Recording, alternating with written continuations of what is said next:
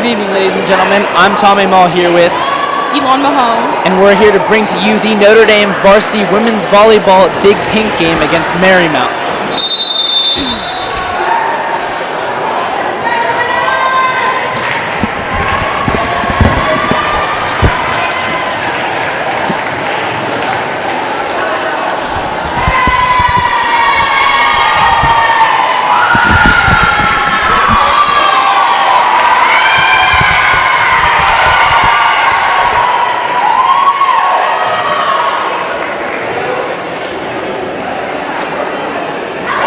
So we go into this volleyball game tonight with the opposition being Marymount. They have won their first 2 games, lost none. They look to be a strong side against this Notre Dame Knights ladies volleyball team. This should be a great game. It's a packed house. There's a great environment and some great fans.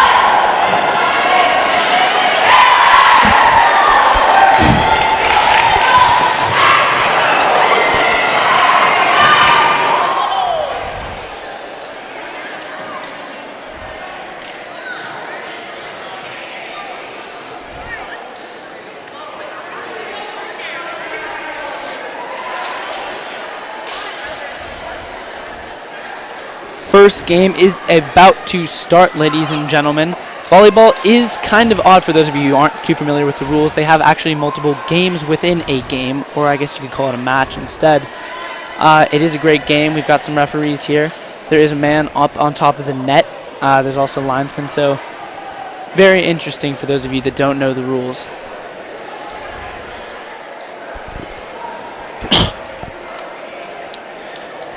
Before we get this game started, let me remind you to purchase your ticket for the homecoming game this Saturday, for $25 per person.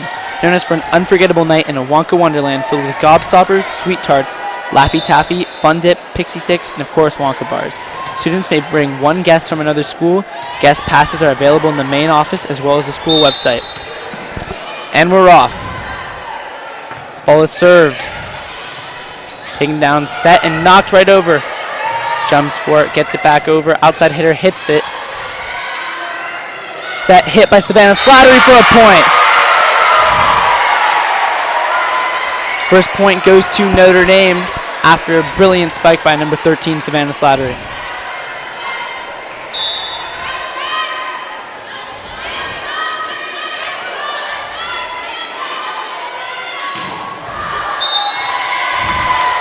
Ball does not make it over the net.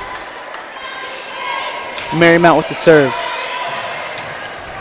Score is 1-1.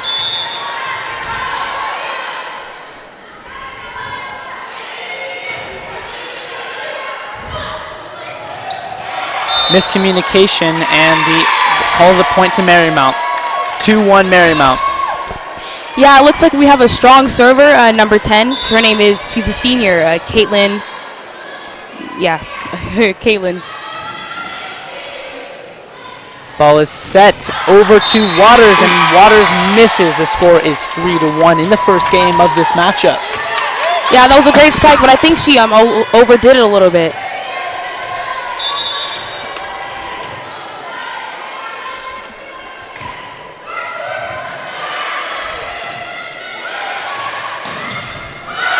Ooh, that was a great spike. It even hit number 76 in the head. Well, unexpected, probably shaking her up a little bit. One thing that's interesting about these volleyballs is you'd expect them to be a lot heavier than they are. I picked one up earlier, and it weighs almost nothing. It's insane how fast this ball moves. These girls have great reactions. Exactly, and the way they hit it can like either hit it straight into the net, over into the outside of bounds, or like exactly where it's supposed to be. And I think the way you hit the ball is very important. It's kind of interesting, too, in the sense of also referencing soccer. Oh, wait, there's a point. To reference soccer, you can get a lot of curve on this ball the way you hit it. It all matters. It's pretty deceptive. Sometimes you'll see it almost go 12-6, also reference baseball.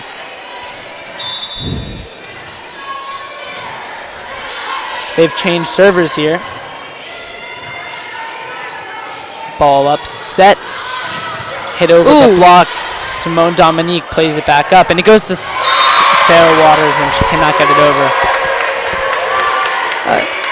Like we mentioned before, this is going to be a great game. We're playing a strong team. Marymount is, like we said, 2-0, and their blockers are blocking every single ball. One thing that should not be overlooked is the height of these Marymount and Notre Dame players. Actually, a lot of them are taller than I am, and I'm 6'1", so it's pretty interesting to get out there and see them play. Point to Marymount. That was by number 15.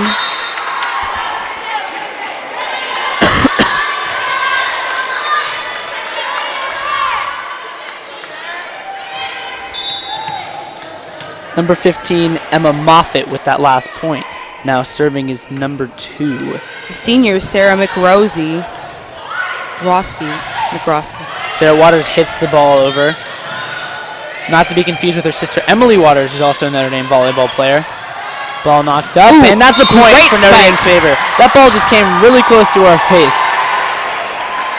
We're in the thick of the action here as we're on the side getting hit at by Notre Dame. Yeah, that was a great spike by number 16, Taylor Smith-Stanford. She's a senior, and I'm pretty sure, senior. And I'm not sure why they're taking her out, though. Probably switch rotations. We have our first sub as number 5, Sullivan, comes in.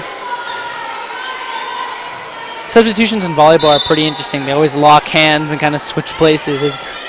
Nobody else really does it that way.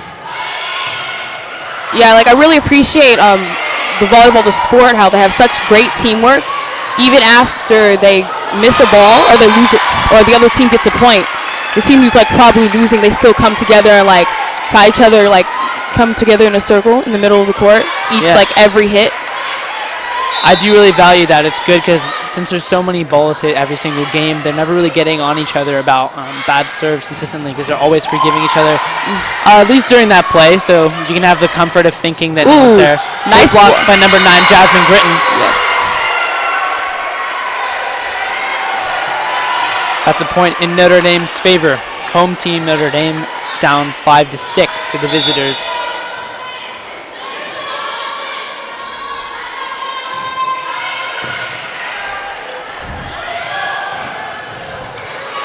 Katie Roberti, the libero, gets down deep and dirty to pick that one up. That's a point in Notre Dame's favor as well. Tie game 6-6. And here goes number 1, Sarah Waters. She's a freshman and very strong player. It's pretty interesting to look at this Notre Dame side who last year lost players like Zana Muno and Catherine Block, and then you've replaced them with a crop of youth. You've got, I believe, 4 freshmen, and they're all pulling their weight thus far this season, doing really well. That ball hits the net as they try and dig it out, literally right at the net.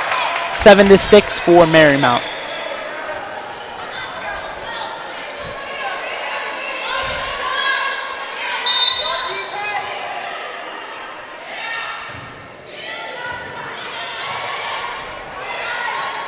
Slattery fakes the defenders out of the whole wall and chips it right on over them for a point. 7-7.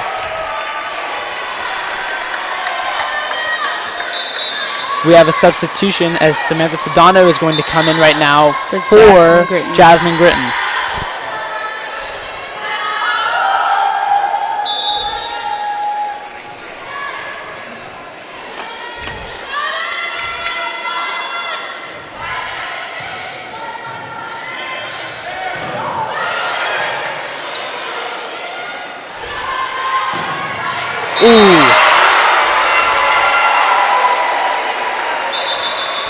Notre Dame takes the lead 8-7 for the first time in a while as we have our first lead since I believe the first opening minutes of the game.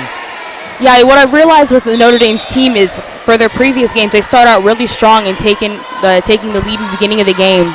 But then I think they need to work on keeping up their hype and staying excited throughout the whole game. And he scrambles and gets that over the net. It's knocked back to Marymount, and that is going to be a point in Notre Dame's favor as we take a double-figure lead over Marymount.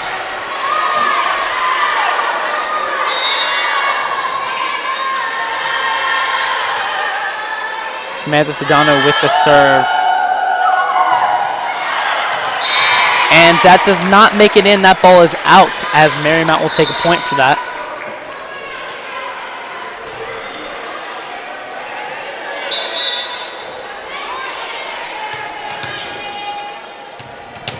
Number 91, Hannah Klein, senior at Marlboro. She's a setter normally, is about to take this serve right now. The coach is yelling some last-minute instructions at their players before they go back in. Actually looks like a talk with the referee. Sedano and Gritton both take a seat as Dominique comes in.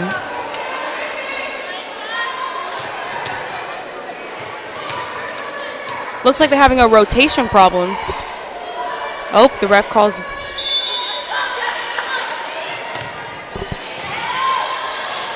That ball was struck with ease as it loops over the net on that serve.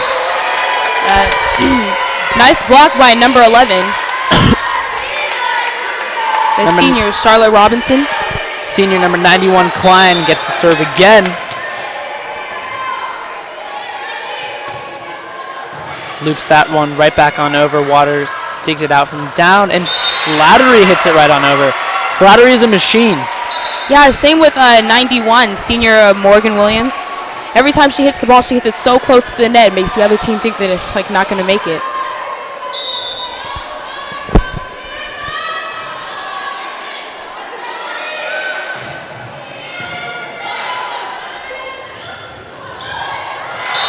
That ball is a Butterfinger ball that gets right through the hands of number 14. Actually, number 16. We'll have to check on that. 14. Taylor Stafford Smith. We apologize for that. Score is 11-10, still in favor of Notre Dame. The Knights are leading the Sailors. That is the mascot of Marymount.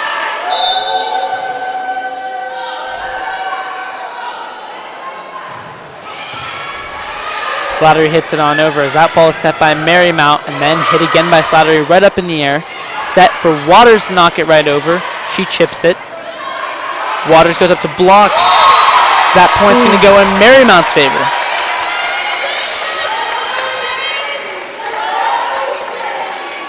(11-11), make a wish.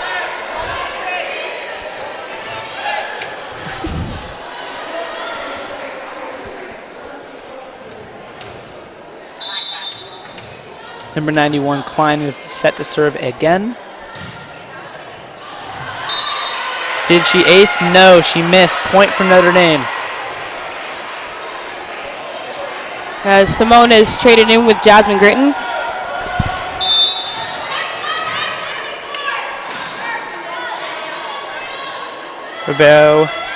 Libero, excuse me. Katie Roberti hits that over. Ooh, great spike by number 74. Who happens to be a freshman, Devin Newberry. Wow, these freshmen are really bringing it this game.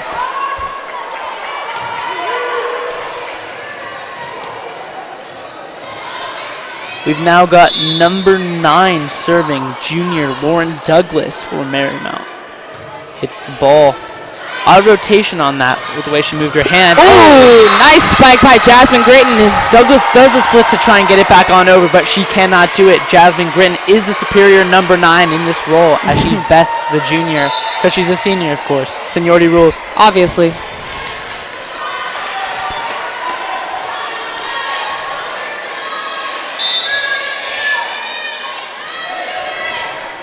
And here goes serve by number 6, Samantha Sedano.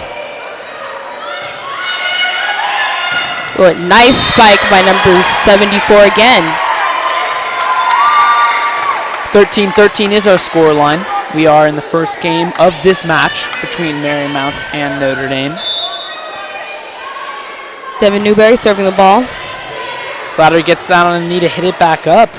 Waters loops it up and it gets caught by the opposition as it's knocked back over. Nice bump by the libero, Notre Dame. Ooh, she saves the ball.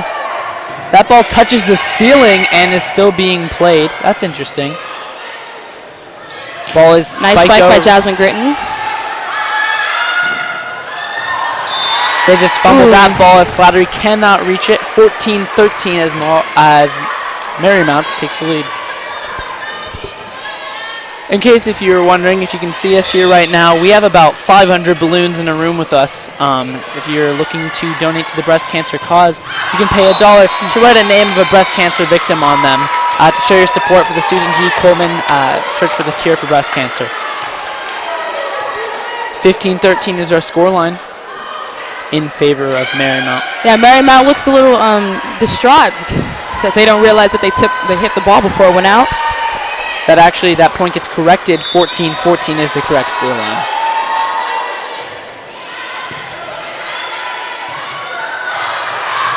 Ooh, nice fist spike.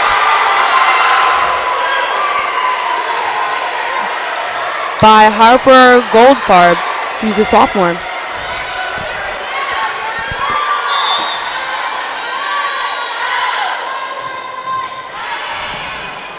Okay.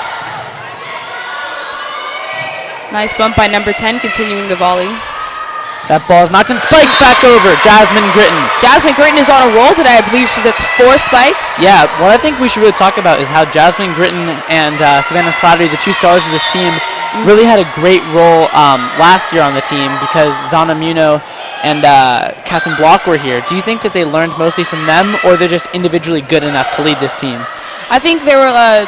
They learned a lot from Zana. She actually played the same position as him. So I remember that Jasmine Gritton was her sub, and because Jasmine and her friend are like great friends, then I guess that they're filling her shoes and trying to exceed them as well. Yeah, it looks like they're doing a good job thus far, as it is 17-14 as they count down the minute on the clock.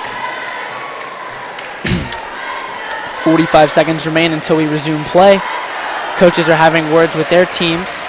Let me just give a shout out right now to Notre Dame Sports Medicine. We've got Kayla Brown, who's a Notre Dame Sports Medicine student, offering water and athletic assistance for anybody who needs it on the opposing side.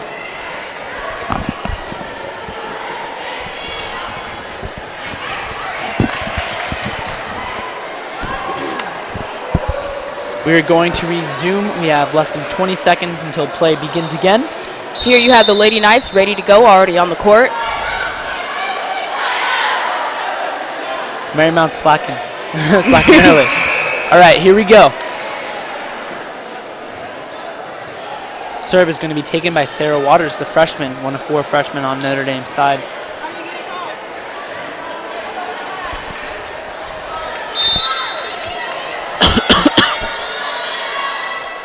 Ball knocked over. Hit by number 9, set, and then hit back over. Waters takes it over, set. Ooh, nice tip by number 14. Ooh, and another great spike. She is on a roll.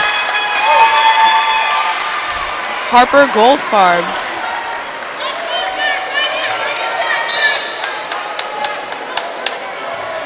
One thing we should talk about is these baby blue uniforms.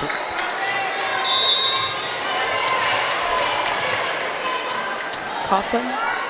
Okay, well, so one thing we need to talk about is the baby blue and pink uniforms. The pink uniforms aren't Notre Dame's normal colors. It is just specifically for this Dig Pink game to raise awareness for breast cancer.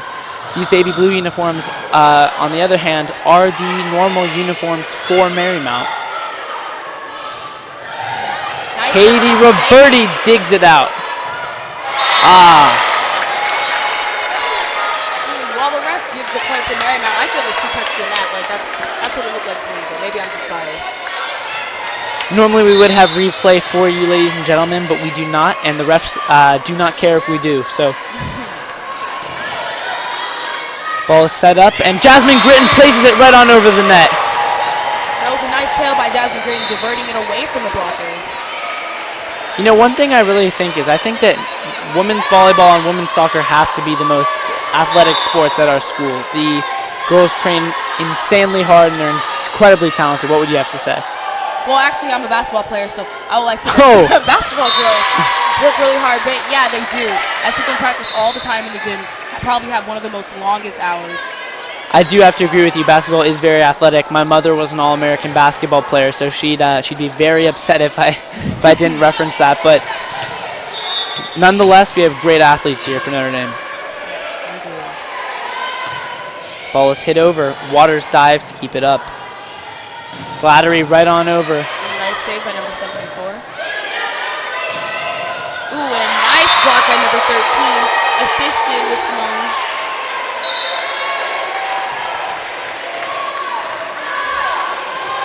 We have a substitute coming in, going off. Sorry, I lost sight of who the player was. It came off, but we do have a substitute. Ball hit with some curve.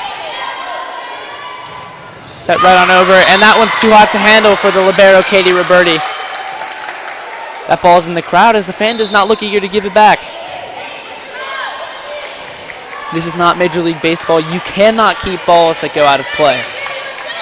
Yes. That would be funny if we did, because, you know, if you put the balls in the crowds, you know, the fans would be playing volleyball.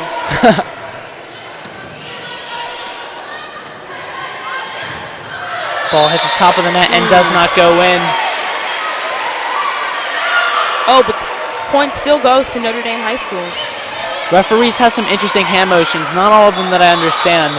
Well, from my understanding, this motion is tip, means the other team hit it before, touched it before it came out. Oh, it looks like the refs are having a quick discussion because there's a disagreement about the call. You see the Marymount coach shaking her head at disapproval. To me, it didn't look like it was a tip. It looked like he was doing the nay-nay, but we never know. That's interesting. 19-18 is the scoreline here. Notre Dame is leading by 1.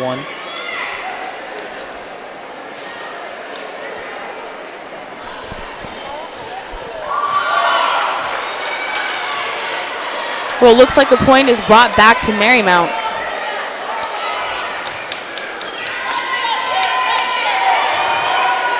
So the score should now be 19-19, however, they haven't changed the points yet. Maybe if we just reject changing it, they'll keep it. Maybe. But you know, their coach looks pretty serious. Oh, they changed the score 19-19. We are neck and neck with Marymount.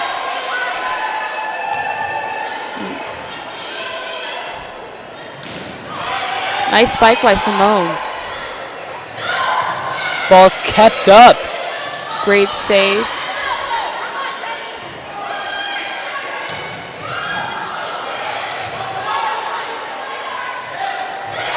Ooh, they could not save it. Point to Notre Dame. Yeah, it looks like senior number 11, Charlotte Robinson's tip was not strong enough and couldn't make it over the net. Scoreline is 2019. Yes, this is the last time in the game we'll be able to talk about a graduating class in Notre Dame. 2019 is our freshman. Welcome, freshmen, to Notre Dame High School. Nice block by Simone and Taylor Smith Stanford. That ball had no chance. Yes, with those two freshmen and seniors working together, unstoppable.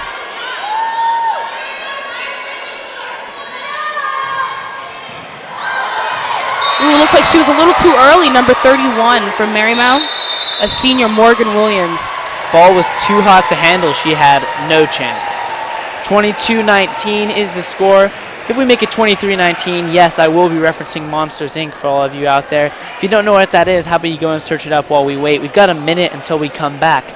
If you can tell me and tweet me at LA Times Tommy what a 23-19 is for Monsters, Inc., I will shout you out personally on air right now. You have 35 seconds.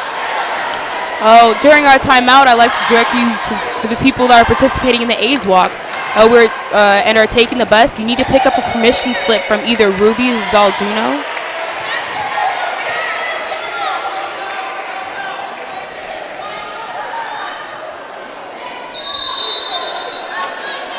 So, ladies and gentlemen, I'm going to give you a little bit of an extension just to make sure you guys can get there. Once the scoreline, hopefully, if it becomes 23-19, I would like for you to tweet me at LA Times Tommy. But if it does not, don't bother. But if you'd still like to and you'd like to get a shout out, I will do that for you.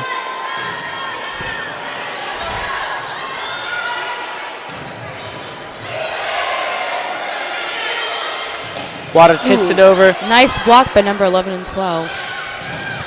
Ball gets over. Scoot back up. Saved by 27 on Notre Dame High School. That ball's out. Oh, it goes back in. Players without borders. Oh, and that's Simone Dominique. Wait, actually, we're not sure if that was out. Oh, the ref has already decided. That is 23-19. We've got a 23-19, ladies and gentlemen. If you know what that is, or if you don't know what it is, search that up right now. It is from Pixar movie Monsters, Inc. Tweet me at LA Times Tommy to tell me if you know what that is. That ball does not make it in. Out by number 13, Nicole Luziak, senior.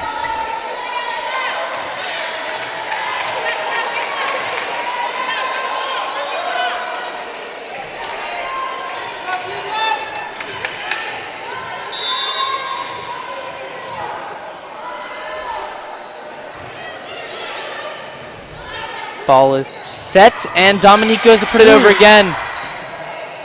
Doesn't make it over. Waters hits it. It's tipped, and it stays in. Saved at the line by number 10. Right on over. Ball is hit. Nice spike. Again, back to back. Number 16, the Taylor Smith Stanford. Look at this passion. Look at that passion. That was great. You know, she came in once, and they blocked it. She came in again, and she just nailed it. And number 10 had no chance. It looks like our fans, our student body is about to get up and get hype. Ladies and gentlemen, let's give a shout out to the Notre Dame Castle, the best student section in the world. That is not deniable. Also, we might take that to the Galaxy. Yeah, we're probably the best in the Galaxy. Probably not really accurate, but you know, we can be hopeful. Ladies and gentlemen, it's all about how you hype it. So let's give a shout out to our King of the Castle, John Danner, and the rest of the King's Court as they get us hyped each and every game here at Notre Dame High School for all athletics. It is the best I have seen in the recent years while I've been at Notre Dame High School.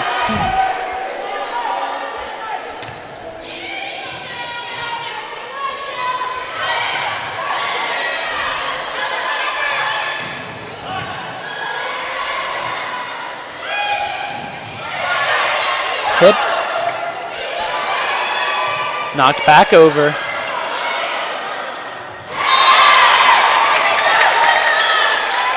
Looks like they missed that spike. Probably the set was too low, but they're coming back next time. We still have a 3-point lead, 24-22. 2-point lead, I'm sorry. All right, ladies and gentlemen, we've got another minute break, so I'd appreciate it if you could talk to me right now via Twitter at LA Times Tommy. Tweet me and tell me basically whatever you want, and I'll read it on air. If you got questions, comments, or concerns, please let us know here at Notre Dame Sports Network. Also, for Notre Dame sports students, let me remind you, for all of our seniors out there, who has the best eyes, who's the most spirited. It is not too late to get your votes in for senior superlatives. The deadline to submit has been extended to Tuesday, October 13th. If you have lost your ballot, you may pick up a new one in room 40.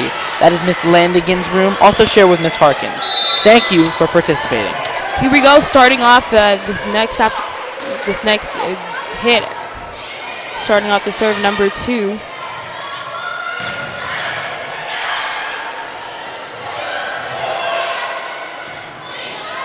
The birdie hits out. Ooh. And that one comes and almost hits us here in the box as they drop the hammer, and Notre Dame is up 25-22. The Notre Dame Castle is in full force now. If people have arrived for this game, be expecting to hear them all the way on our microphones from all the way across the gym. Here we go, our Lady Knights switching sides. Maybe their balls won't hit us anymore because they're actually on our side now. We're going to hope that the other ones don't come and hit us, but we definitely like Marymount could not get it inbounds. Ladies and gentlemen, we're going to be switching sides. So, Elon, what do you think has been the deciding factor in this game thus far? I think it's really the blockers and the libero who's been the deciding factor. I mean, both liberos on both teams have been working really hard to dive down for those balls, and the blockers have been jumping up at every spike on the net. And their reflex is just amazing. I mean, I wish I had that capability. One thing we should mention is if we're going to talk about walls, the other wall for Marymount has not been that strong. Hopefully we continue to break it down like the one in Berlin. So we're going to switch sides. We have about a 2-minute, 30-second break. And let me remind you, Notre Dame students, that we have homecoming coming up this next weekend, and we will have Spirit Week. There's many different days when we're going to be able to dress in different clothes out of uniform, minus Wednesday, which happens to be our PSAT testing day. But I should remind you that there's days where we dress in pajamas. There's days when we dress in mismatching clothes, class colors, and also dress as a twin with one of your closest friends. So while you're out there, start thinking about what you're going to wear for next week. And if you have any questions about what you can and can't wear, please consult Miss McClung, Mr. Dill, or the student handbook. Wow, if you really look at Marymount over there, they seem kind of antsy, just waiting to continue playing. I mean, I guess they're not too happy about them losing their first round, their first set. We won 25 to 22, I believe, right? We did win 25 to 22. We can have multiple games depending on the outcome of these next ones. I did not.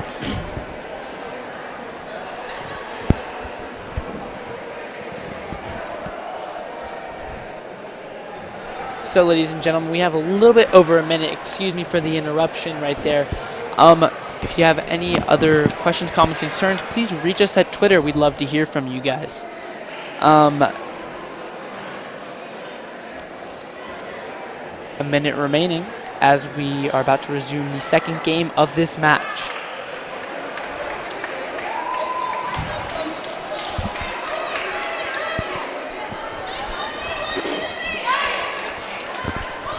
Okay, we are starting the next set right now. We have Jasmine Grayton on the court.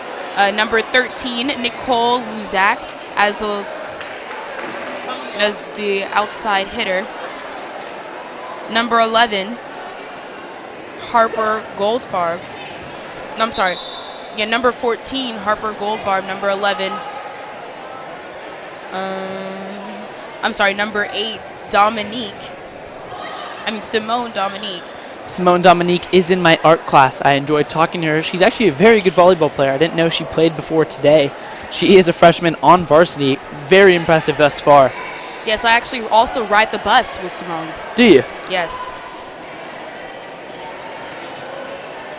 So our starting lineup as we begin this one is Gritton, Dominique, Small, Waters, and Goldfarb. They've all been very good thus far this game, and it looks like Katie DiRoberti is sitting off to the side. I'm not sure if she's in right now or if she's looking to come on. Oh, no, she's in. Are we talking about number 27, the libero? Yes, the libero. Yeah, liberos tend to start outside, and they switch sides. She replaces Gritton.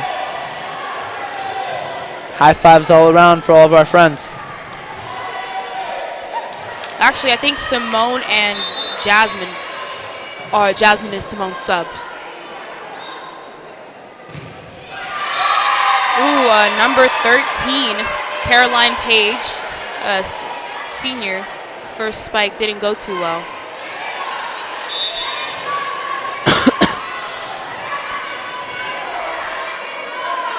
Ball is coming over right now. Slattery gets that one. Oh, and that just falls out of the reach of Goldfarb. That is a point, the first point of the second point in a row is going to Marymount. Let's hope that we can stop this early so we can continue to get this game over with quick, because Notre Dame is looking to make quick work of this Marymount side. Yeah, as I mentioned before, the sportsmanship here is great. Even as the first point in the set goes to Marymount, Notre Dame still has smiles on their faces and gets the next point. Dominique hits that one incredibly hard over and wins that point for Notre Dame. I love the passion that she's putting on display right now. Dominique subbed by Jasmine Grayton. They make some quick subs. I wonder what the coach is going for here. Looks like they're swapping out how their formation right now. Ooh, and that wall blocks it, by the way.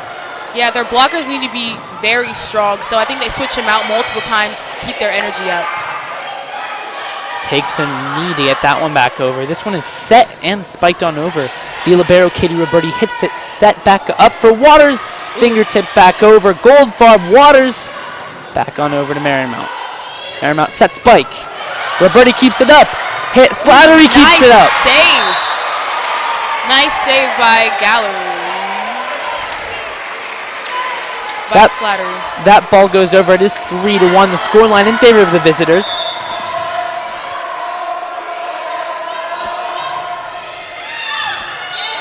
We have our back row ready for any ball that comes at them. Luckily, the ball goes outside, and they do not make the mistake of touching it. I mean, for volleyball players, it seems like they need to have great, really good eye contact and coordination to make sure that they don't touch the ball that they know is going out. I would agree. It is 3-2 right now. Sullivan is going to serve. Sullivan, number 5. That ball is adjudged out, and that is another point. It is 2-4 right now in favor of Marymount. Looks like you have the Sailor fans try to hype up their team. However, the Lady Knights will not back down, and I know the castle will be ready to fight back as well as the volleyball players.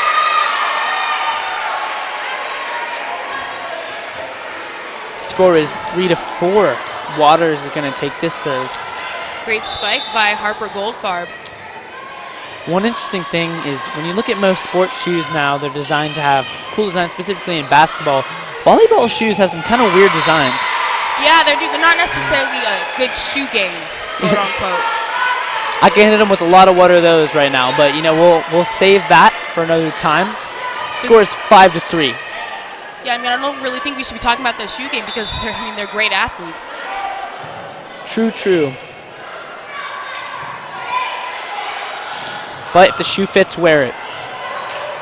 Ooh, sadly they could not save the ball as number 15 on Marymount's volleyball team.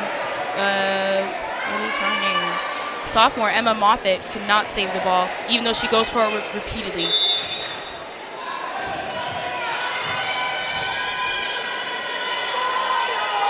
Number 10 Cardwell goes for the spike. Izzy Cardwell is coming to the game. Ooh, looks like she wasn't ready for that one. Number 5 Sullivan, but that does not. I got a high five from a player on the opposing team. So basically, we're gonna win this game now. So, ladies and gentlemen, you heard it here first. Trying to get them good looks. For sure. The other team. I think she's on the freshman team, by the way. Well, we'll win in 4 years. That ball almost goes into the basketball hoop as that one takes a turn out of bounds. No, the ball did not make it. It was a brick. Score is 6-4 in favor of the Marymount Sailors.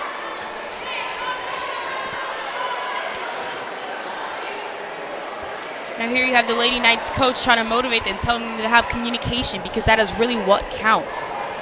No matter how good your individual players are, if you do not have communication, then there's no way that you will win.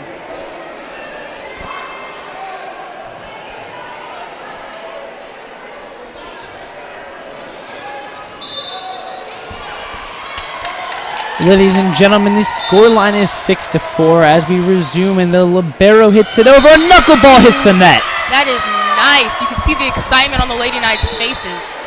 One thing that was interesting about that hit is the way it hit her hand. She was so stiff with it that the ball didn't actually rotate, but it got weird movement through the air. That was a definite knuckleball. I'd like to know how to do that. Nice serve by number 14, Goldfarb. And a great block and bump by Goldfarb. Wow, they have run all the way off the court into the bench players and still save the ball and come back with the win. That ball, if you're going to go reference soccer goalkeeping, was parried and knocked all the way up to the side roof of the Notre Dame gym. We happen to have one of the most beautiful gyms I've ever been in. Lots of old wood paneling the ceiling. It looks beautiful. Reminds me of a hockey rink, specifically from the Midwest, or what they call a barn. Ooh. Looks like Goldfarb missed that one, but then that brings me to wonder, where was Katie Roberty? As far as I'm concerned, I thought that she was the libero. But however, she did bring the Lady Knights to a tie. That brought them up only 1 point down.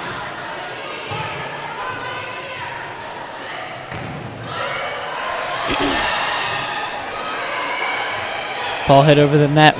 Waters hits it to Goldfarb, hits to Dominique, and it's rejected.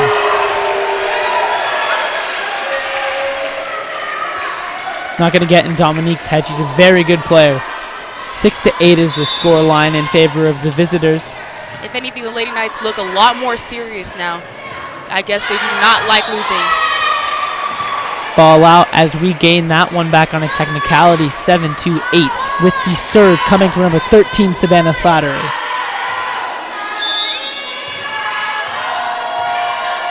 The Marymount JV team is hitting some weird cheers over in the corner, and they are inaudible.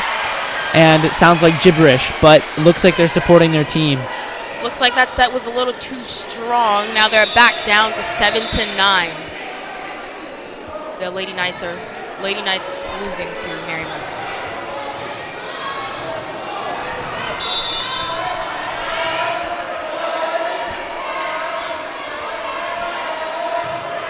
Ball is hit.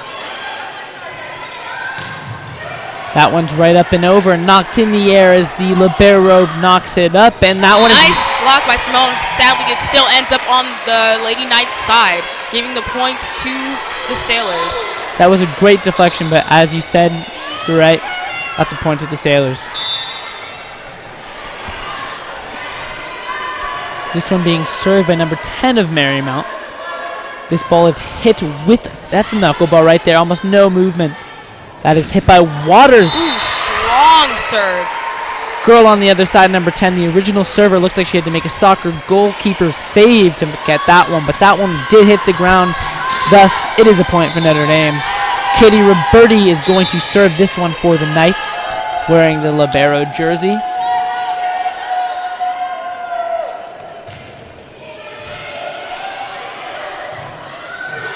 Ball is hit. That one does not make it over the net.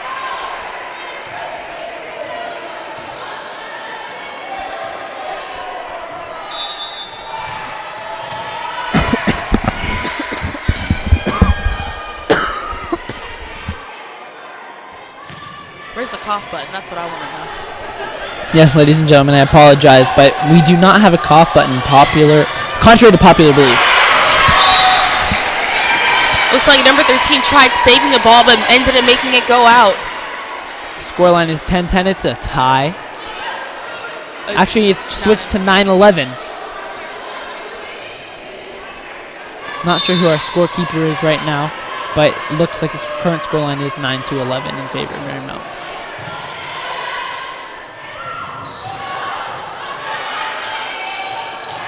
Ball knocked over, and they. It's saved by number 13. Slattery.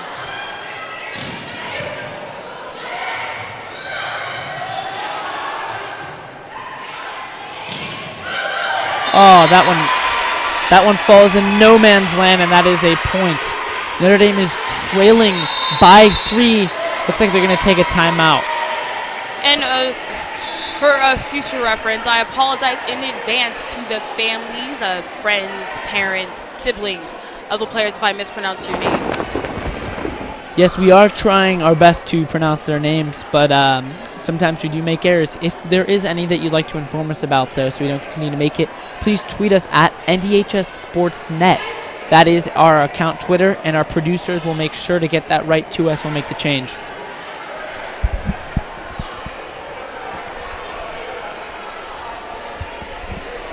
There's no such thing as a cough button. This is off.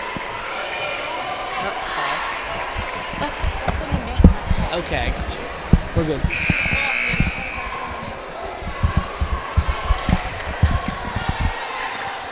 Looks like we're ready to go. The Sailors starting off after the timeout. We got Small on the outside, on alongside Gritton on her opposing flank wing. That ball is out. Scoreline is 10-12. Actually, I do believe it should be 11-12, but I'm not sure what they're doing over there. Yeah, I think we need to give that point back to us. Somebody should let the scoreboard know that it's wrong.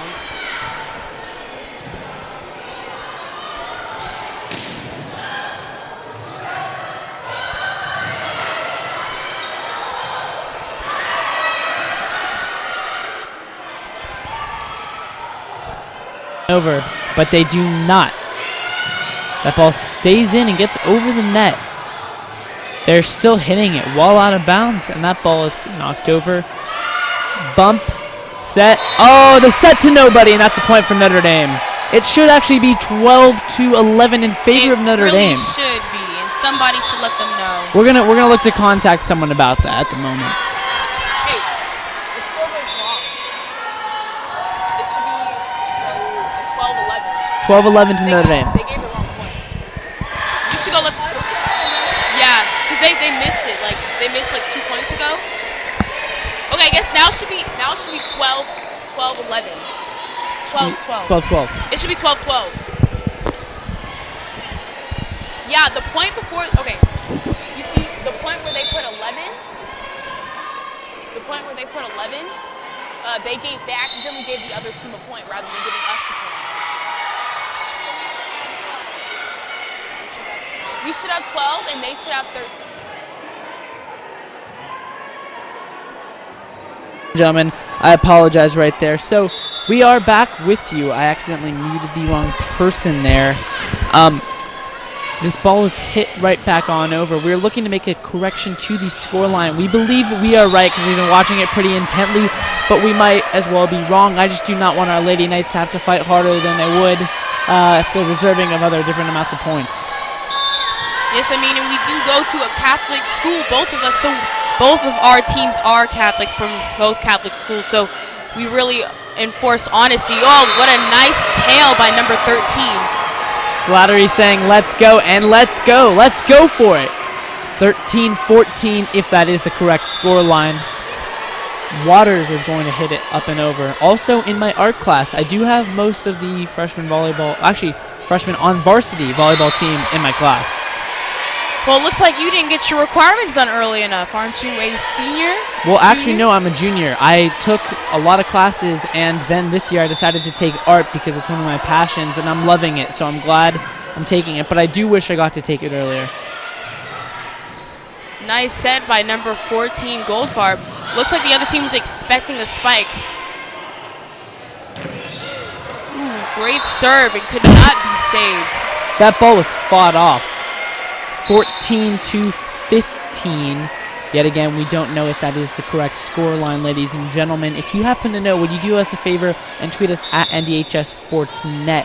We do not want to cause up too much commotion, but we would like to know if we were right or wrong.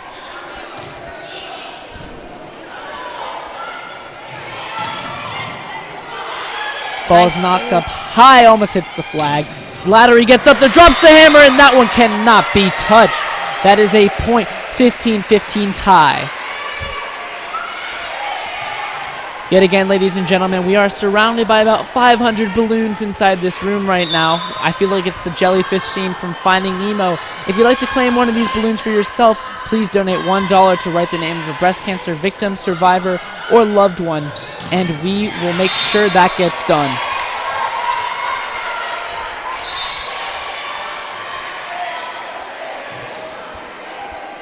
Scoreline is 16-15 right now. So tell me about, Tommy, the body type of these volleyball players. Like, do you think it's more, because normally what I thought was basketball players are normally super tall, big girls. But by the looks of this, volleyball girls are just as tall. I would agree. Like I said, I'm 6'1", and most of these girls are my height, if not taller, which is interesting. There are some smaller players. Normally what I've heard from my men's volleyball friends is that if you're a libero, you'd like to be small. So Katie Roberti here is not as big as most of the players. Not to say she's small in any sense, but most of these girls are 6 feet and over, and that's pretty intense. Yeah, and I mean, I think it's very similar to basketball because, you know, normally the posts would be super tall, like the blockers up here, and then your guards and your point guard, like the liberos, are actually quite small and very agile. Yet again, there always is some people who are don't really fit that role, like Magic Johnson, legendary point guard for the Lakers. I believe he was 6'6" or taller. So whatever position you play, it matters how you play it. Not necessarily your height, but we are talking about basically typical roles you cast when you put together a team. Goldfarb is going to spike this one. Serve this one. That one got some good down spin. Ooh, that ball is sniped. Ooh, well, from the looks of that, I thought that actually made it. However, I'm going to keep my mouth shut because, you know, you never know. We still want to win. To be completely honest, I think that's a makeup call for the fact that they might have gotten the scoreboard wrong. But that ball did actually indeed hit in. I did see it with my own two eyes. But yet again, it is not worth arguing over, ladies and gentlemen. It is all out of the spirit of competition. It is ridiculous. We are at home and our castle is not doing anything. Please, somebody text people in the castle or tweet that they need to get loud because Marymount's team is really standing us up right now in our own castle. When we say Marymount's team, we actually are leading right now, but we are referring to their fans. Isn't that odd? You'd think that teenagers can get louder than parents. You would think so. That ball is slammed down and sniped as it lands adjacent to the court over by the side basketball courts that we can put down in our gym. They're going to take a timeout. It is 19-16, ladies and gentlemen. We've got a minute remaining. Let me fill you in on some things going on right now. We've been dodging a lot of balls while we've been in here as they've been coming at us at high rate of speed. Also, if you want to talk about dodgeball, or in German Volleyball, we have an intramural dodgeball tournament starting up, and sign-up started today on the ASB bulletin board. You and your friends should go and sign up. My friends and I participated until we had a fluke loss last year. We were up 5-1 senior, and the referee called it because he wanted to help the senior get to the finals, but we came very close. We're probably going to look to make a stand in that tournament again this year, and if you want to come and get shown up by us or attempt to show us up, please meet me there in that Notre Dame dodgeball tournament. Intramural, so anybody can be on your team, anybody can play, any gender, any age group. Just make sure you sign up. Yeah, I remember last year when I was a freshman and I watched them play dodgeball. It was actually quite a struggle. I mean, most of the balls, like, people didn't really have good aim except the baseball boys playing. Yeah, we had a great team. One thing we found was getting crow hops on the ball was good because the balls aren't very aerodynamic. They're very heavy, very porous. They can fill with air. And so we'd all had baseball or any kind of throwing sport history in us. And we were throwing them pretty hard. But the thing is, it was all about the strategy, not about the strength. And that's why we almost won that game against varsity baseball. But it was a fluke. I am going to stick by that wholeheartedly. It is 2016 right now, the scoreline in favor of Notre Dame. 2016 is our senior class, ladies and gentlemen. Shout out to them. And before this serve, number 14 Goldfarb had a great ace. Yeah, that was pretty amazing to watch. The height that she got on that ball was like amazing, like probably higher than my jump shot if you think about it. Ladies and gentlemen, we just have to shout out 2017 right now. That is the scoreline. 2017 is my graduating class. I'm incredibly proud to be a part of the year of 2017, and hopefully we have a great next 2 years. Looks like we have our castle finally turning up, getting loud, standing up. Score is 21-17. The castle yet again is here. Cheerleading also is here, doing some cool arm motions in the stands as they cheer for us. We're going to need our castle to get a little bit louder to bring our Lady Knights home. We are right now 21-17, now 22. Only 3 points away from winning this match.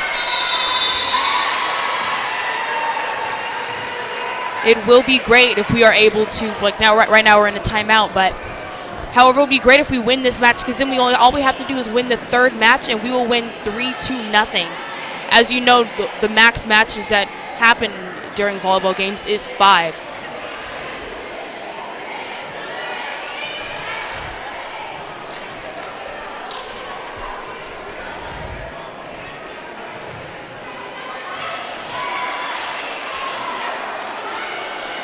Lady Knights ready, set on the court. 22-17 is the scoreline with okay, they take the 22 seconds off the clock and put the minute back up there for if they're going to take timeouts.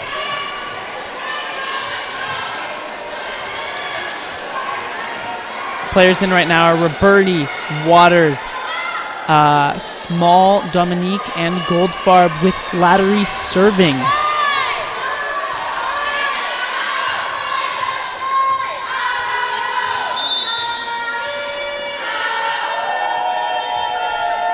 Looks like these Sailors freshman volleyball team are not very creative because they keep on saying the same cheer. Yeah, at least they are cheering, but yeah, I know our castle can do better, ladies and gentlemen. ND Pride. It seems pointless they're just standing up there and not saying anything. If anything, if I wasn't going to say anything, I would just sit down. Oh, shots fired. Speaking of shots fired, we're going to have a serve right here. Let's hope this doesn't get fired at us. It does not. It's right back over. Set to Waters. Waters hits it hard and snipes the corner for a point. Nice spike.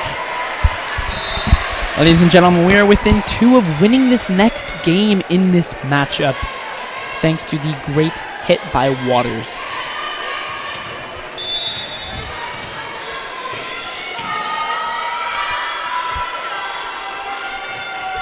Ladies and gentlemen, this Notre Dame Sports Network broadcast is, as always, brought to you by Notre Dame Sports Network and all of our supporters.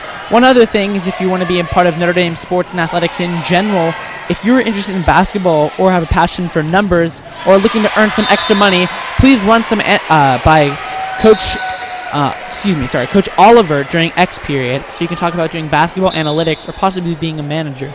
So please contact him in X period in room 26 for more details.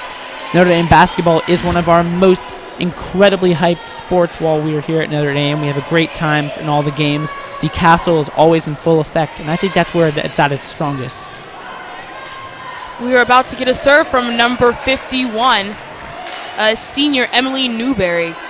Right now, the Lady Knights need to be as dedicated and serious as ever, continuing to finish this match as they are 23-19, only 2 points away from the win. Ooh, nice spike by Jasmine Critton. However, it is blocked by number 15 on Marymount. Sophomore Emma Moffett versus Jasmine Gritton, who is a senior. We have the coach on Lady Knights calling a timeout, getting a full minute to recovery and think about what they're doing. We are 23-20, neck and neck, super close. Ladies and gentlemen, to give you another announcement, I would just like to tell you that if you're in need of service hours and wondering where you can pick up some, the Country Knights Gala Committee and Advancement Office needs your help this Sunday morning from 8:30 a.m. to noon. Stop by and see Miss Hughes on the second floor of the Holy Cross Center to sign up for this wonderful event and to cross some hours off your Christian service. We have under 30 seconds remaining until we begin play. The score is 23-20, Notre Dame leading by 3. Like I mentioned before, Notre Dame does have a strong start in all of their games. However, they need to keep that winning mentality to actually finish the game, because this is where it counts.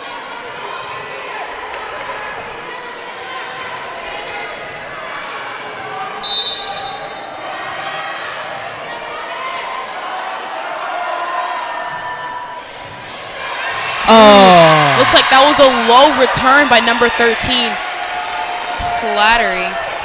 23-21, ladies and gentlemen. That is the scoreline.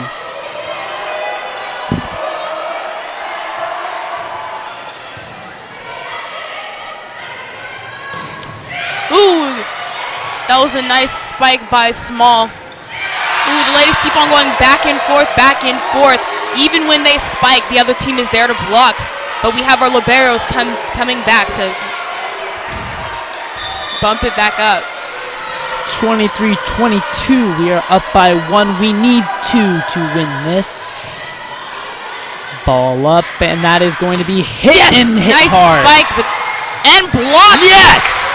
Number 9 and number 1, Jasmine Gritton and do you know who that is? I think that's number 1 is Sarah Waters. 24-22 is the scoreline here. We need 1 point to win this game.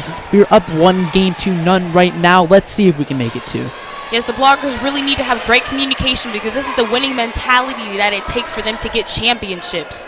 I'm looking up in the cast right now as they flash the 1 for we need 1 point. I'm throwing it right back at them, ladies and gentlemen. Let's do this. Ball is hit up. Ooh, nice bump by the libero. Great spike. The volley continues to keep on going. Another spike. Blockers are ready. Hot ball tipped. That ball's knocked over. Ooh, they touched the net. Touched the net. That's a second. Oh, yep. Oh, no. The point goes. Okay, you have... Normally the point would go to Marymount. However, the refs are coming to talk to discuss who the point goes to. For my opinion, who do you think touched the net? Who do you think the point should go to without the bias? To be honest, I have no clue. I trust the reactions of Savannah Slattery over there. She is going to be playing at LMU next year in college, and she seemed to react pretty perfectly to getting the point. So I trust her experience in volleyball much more than my own. So I'm going to say we get that point. Oh, it looks like it was good, so the point stays with Marymount. Wonder what the ref has to say about that one or what they discussed. Honestly, I think the ref is just trying to continue the game to longer his paycheck because we only have one more point to win this set, to win this whole match. Let's hope he's not that corrupt. But yet again, let's hope we can win this point to win this match.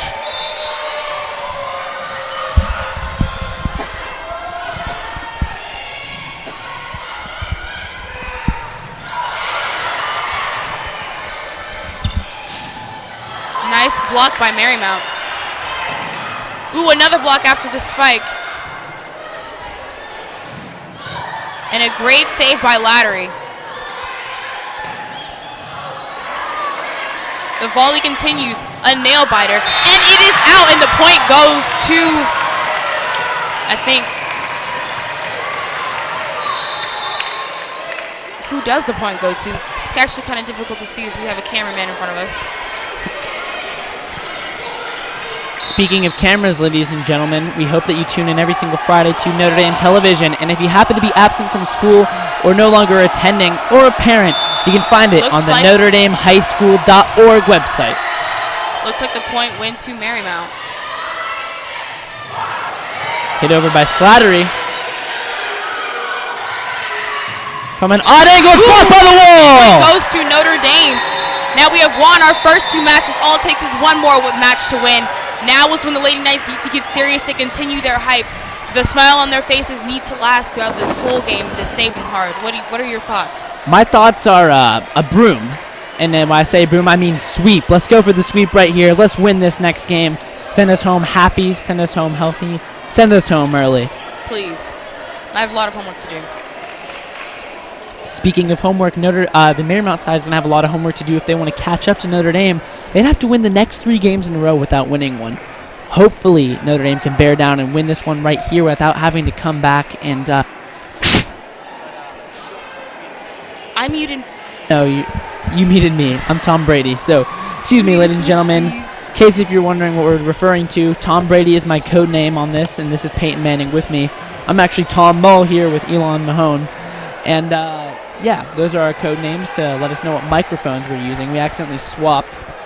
So, I can't. Okay, excuse us one sec. It works. Okay, you're right. No. All right. So we have 2 minutes remaining. The score is going to be 0-0. We're starting with a fresh slate in the 3rd game of this matchup between Marymount and Notre Dame. So far, Notre Dame has won the first 2 as they look to sweep this one right now. Yes, looks like the Lady Knights are getting serious. I'm sorry to cut you off there. Oh, it's completely fine. I understand. We have about 2 minutes until we return. One thing I just want to remind you of, ladies and gentlemen, anyone parking over at the mall this week until about mid-October, you're going to need to park in a different place. There's actually a circus at the mall, legitimately in the mall parking lot. Yes, I saw that this morning taking the bus on the way over here. I was hoping I could go over there and get a ticket because it looked really interesting. And not only was it that interesting, but I saw them do a circus flash mob in the Westfield Mall across the street. They were all dressed in regular clothes and then just flung them off, and we were kind of confused and broke into a circus performance in the middle of the mall. So very talented, very interesting. If you want to see any more, you should go hit up that circus. And also, Notre Dame students, remember to park in the right place. And if you're not sure where, please do consult the Notre Dame authorities. You know, Tommy, what I think is interesting about volleyball compared to other sports is how little break time they get. Normally, you get about 10 to 5 or 5 to something minutes in between each quarter. But for volleyball, you know, that's only in between each match, and they only get 2 minutes. And normally the volleyball players don't even take up all of their time. As for me as an athlete, I would love to take the rest, but their adrenaline seems to be shooting through them, so they continue to keep on playing. One thing I've found is the longer I take away from a sport, the harder it is to get back in if you have good momentum. So I do not blame them for wanting to get back out there. The muscles can cramp and whatnot, so it's big to have like a sports medicine team and physio out there to keep you going through some calisthenics, keeping the blood flowing, keeping it moving, keeping your muscles stretched. So maybe that's what they're doing. Maybe they're just eager. Maybe they just want to win. A desire to win is always important out here. Yes, the desire and the capability of winning, which Notre Dame does have both.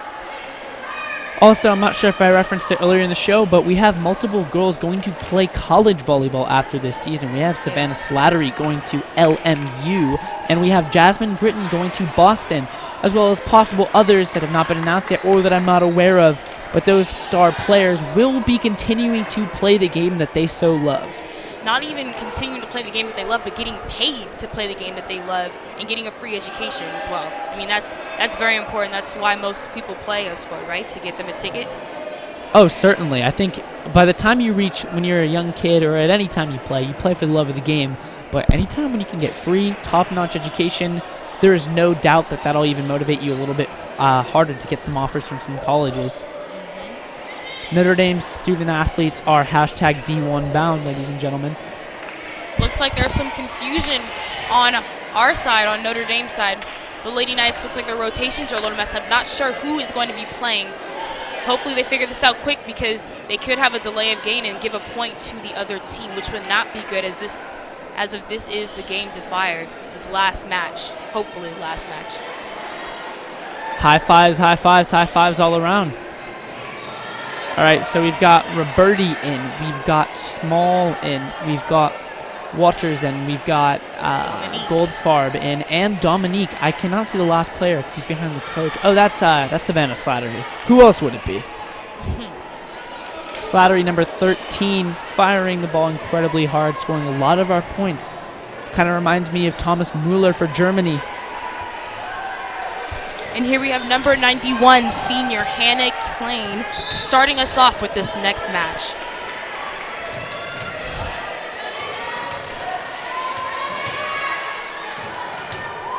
Number 91, Klein, continues to bounce the ball before we start back up. Whistle's blown. Yeah, I think there's like a amount of how much you can do it. That ball's out. That's a point to Notre Dame. So now we're leading 1-0. I don't think Notre Dame has started the first two games with a point. I think we've trailed, but I don't know. Let's hope that this continues. So, all right, ball up, hit. And here you have the Ladies Knights. You see them communicating a lot, making sure that everybody knows what's going on. Nice tip by Simone and saved by number 91. Ball knocked over by number 12. Oh, and that one just squeaks on over. 1-1. Looks like the Lady Knight blockers cannot get that one. Ones are wild as the score is 1-1. They have the number one in the period and 1 minute on the clock, but two of those stats aren't necessarily relevant. The only thing relevant is 1-1 the scoreline. Slattery hits it hard at number 91, Klein, and Klein could not take it. You know, the direction of the ball is very dependent on the way you shape your hand, so even if your arm is twisted even a little bit the slightest bit the wrong way, the ball will go in a totally different direction, which can be so aggravating. The men's volleyball players, specifically the beach ones here at Notre Dame, have told me about some mythical move called the no-look cook turn line bounce pier. I do not know what it means, but they say they're not looking, they're cooking, they're turning it down the line, and it's going to bounce all the way to the pier on the beach. So if that's what it means, ladies and gentlemen, that must have something to do with mechanics, and at least it reminds them of that. Well, yeah, I hope they don't try to do that because, you know, you're trying to get it to the other team, at least.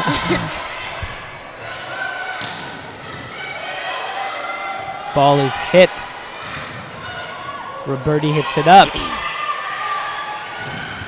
Ooh, that's a great tail by Marymount.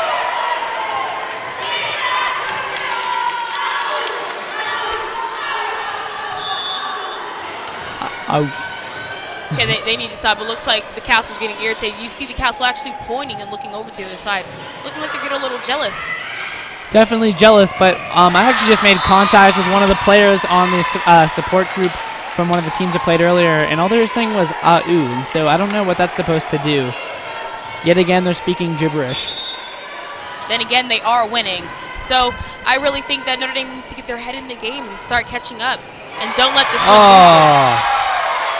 5-2. Ladies and gentlemen, don't let that detract from you because we're actually up 2-0. We are down by 3 points, though, in this current game with lots of time to go. While we have lots of time to go, the longer we play, the more fatigue the players can get.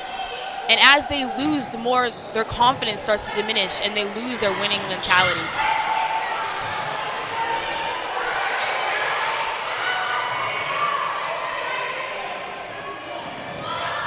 Nice spike by Simone, however, saved by number 10. And great save by the libero on Notre Dame's team. Ooh, yes. That was a great spike by number 4, and when blocked by Marymount, they blocked it actually outside of bounds, giving the point to Notre Dame, leaving us 2 points down.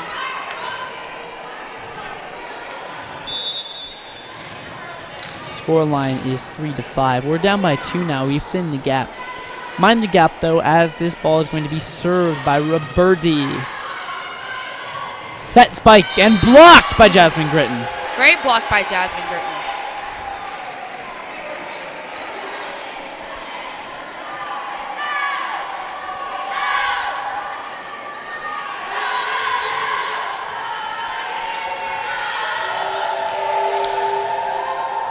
Looks like the Sailors are really trying to antagonize and irritate the Castle, as they're shouting to the Castle instead of to their teams, trying to motivate them.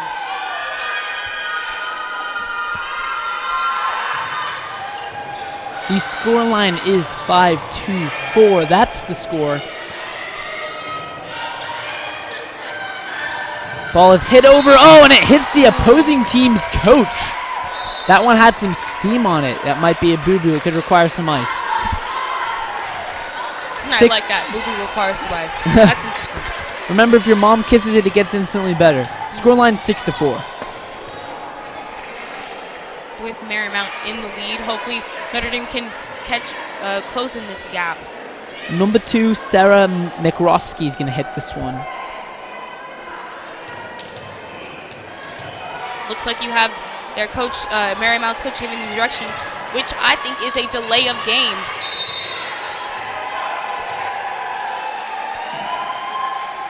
Ball hit over.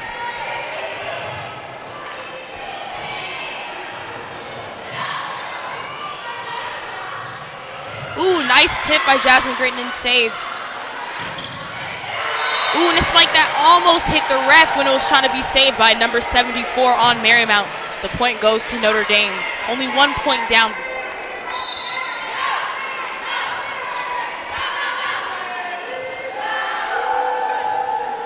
Looks like Marymount loves to howl. Marymount continues to speak inaudibly, and we're really right next to them, so we have no clue what they're saying. Let's hear some stuff coming from the Castle, ladies and gentlemen. Ladies and gentlemen, the Castle are dressed up in the Dig Pink shirts, which have been sold this week in order to raise awareness for breast cancer. One thing I find interesting is how people say raise awareness. There's a lot of awareness about breast cancer. Lots of people are affected, and it's really hard. It's incredible that there's not more done for it. It's really great that the Susan G. Komen Foundation does a lot of things for it, as well as other just organizations, walks, and everything. But I really do value this. It's a great piece of charity during Breast Cancer Month by the Notre Dame team. Yes, I think it is one of the best home games that we have in terms of volleyball, because we have a great person singing in the beginning, and we bring money to this organization because breast cancer, you know, everyone's trying to fight it, and it's just it's a big toll on a lot of families. The singer of the national anthem was a girl named Razzle. She's in my grade. What's really interesting is if you ever talk to Razzle in person, her voice is incredibly different from when she sings. When she sings, it is, honestly, it's the voice of an angel. When you talk to her, not to say her voice is different, but, I mean, not to say her voice is bad, but it's definitely different. You would not expect that voice to come from her. Now going back to the game, we are tied 7-7. Lady Knights picking up their pace. And that was a nice block and save. And a great spike by number 27. Was that number 27? I actually did not happen to see that, but I was looking at the opposing side. Number 9, Lauren Douglas Jr. could not get to that. She almost had to do the splits to get that, and she couldn't reach it. That ball's out and cut by the coach of Marymount. Yeah, it looks like that was a rough and lobby serve. Like I said, they need to keep this winning mentality in line, because as they gain a point, they just lost one. I mean, they need to really pick it up. We've got a man coming out to wipe some sweat or some fluid off the floor right now. Interesting. I feel like we're at a basketball game, like the guys with the Laker games with the mops. I mean, even though this is high school volleyball, we are still very serious. You know, a lot of people's careers are in line for this. One thing, too, is there's also a huge, actually, industry and coverage of high school sports I wasn't aware of. I started working last year to cover high school sports and high school in general for the Los Angeles Times. There's actually a lot of professionals out there whose job it is to cover these high school sports. There's a lot more fans than people give credit. Alumni are huge supporters. Family members are huge supporters. And there's people who really follow these teams as passionately as a professional sports team. While the number is not as high, the quantity, there's a huge quality of fan for every single fan of Notre Dame High School and other Mission League and California athletics schools. Yeah, I mean, high school sports is very important because, you know, that's their ticket into college. And then a lot of people like college sports sometimes more than professional because, you know, college athletes work really hard to become pros. And that's the reason why some people play in college, so they work extra hard. And then once you're a pro, I mean, you've already made it. So a lot of people think there's not a lot of work to be done. And there's a lot of companies like Max Preps that covers a lot of the high school games, which sometimes prevents Notre Dame from filming our own games. This is true. Max Preps, Fox Sports also do look to cover some of our things, especially football. As football, I've actually seen broadcast directly on my TV. Hopefully one day this program of NDSN could be broadcast on TV. We'd love that. This is kind of the early stages of the program. It's been around for a while, but we've had a lot of new equipment donated, a lot of time and effort donated. And the more money and time is donated to this program, the better off we will be and the better our coverage will be for you, ladies and gentlemen. We've got one of the most pristine systems in the entire state of California, possibly the country. LA is the pulse of team production, and quite frankly, Notre Dame Sports Network is one of the leading programs in this field. Right now we're out of timeout, and we'll get back to you once the game starts.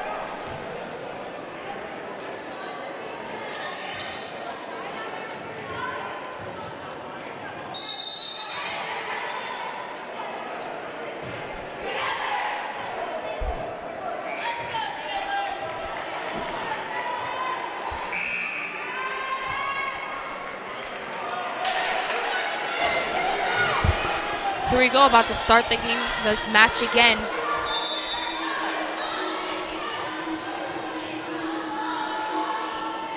Looks like you have our castle making noise. Yes, and that ball is up, and that's knocked right back over.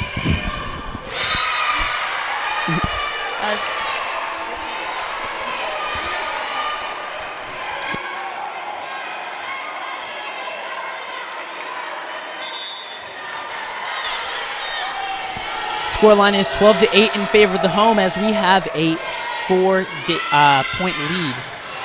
Looks like Notre Dame has switched up their formation, trying to change things up. Favorite team. However, we are still winning 12-9. Sam Sedano hit that ball right into the net. And now this ball is going to be served by number 91 on Marymount, named Hannah Klein. German last name Klein. My last name is Mueller. It's German as well. Lots of German last names tonight. Ooh. Save right in front of us. Thank you for the tall man who happened to walk in our camera sight view thing. We do appreciate that, though, because we would have had to stop that ball ourselves and probably could damage our equipment.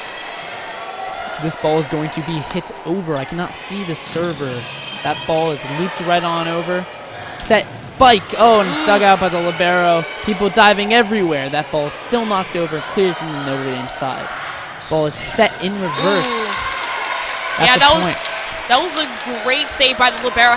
Sadly, I think it's really difficult with the blockers because you have to block the ball a certain way. You have to block the ball where you either tail it over onto the other, onto your opponent's team, or you have to block it in a perfect way for your other team to back you up to get it. Because when you block the ball the wrong way, it can like spike directly down on your side and be really bad.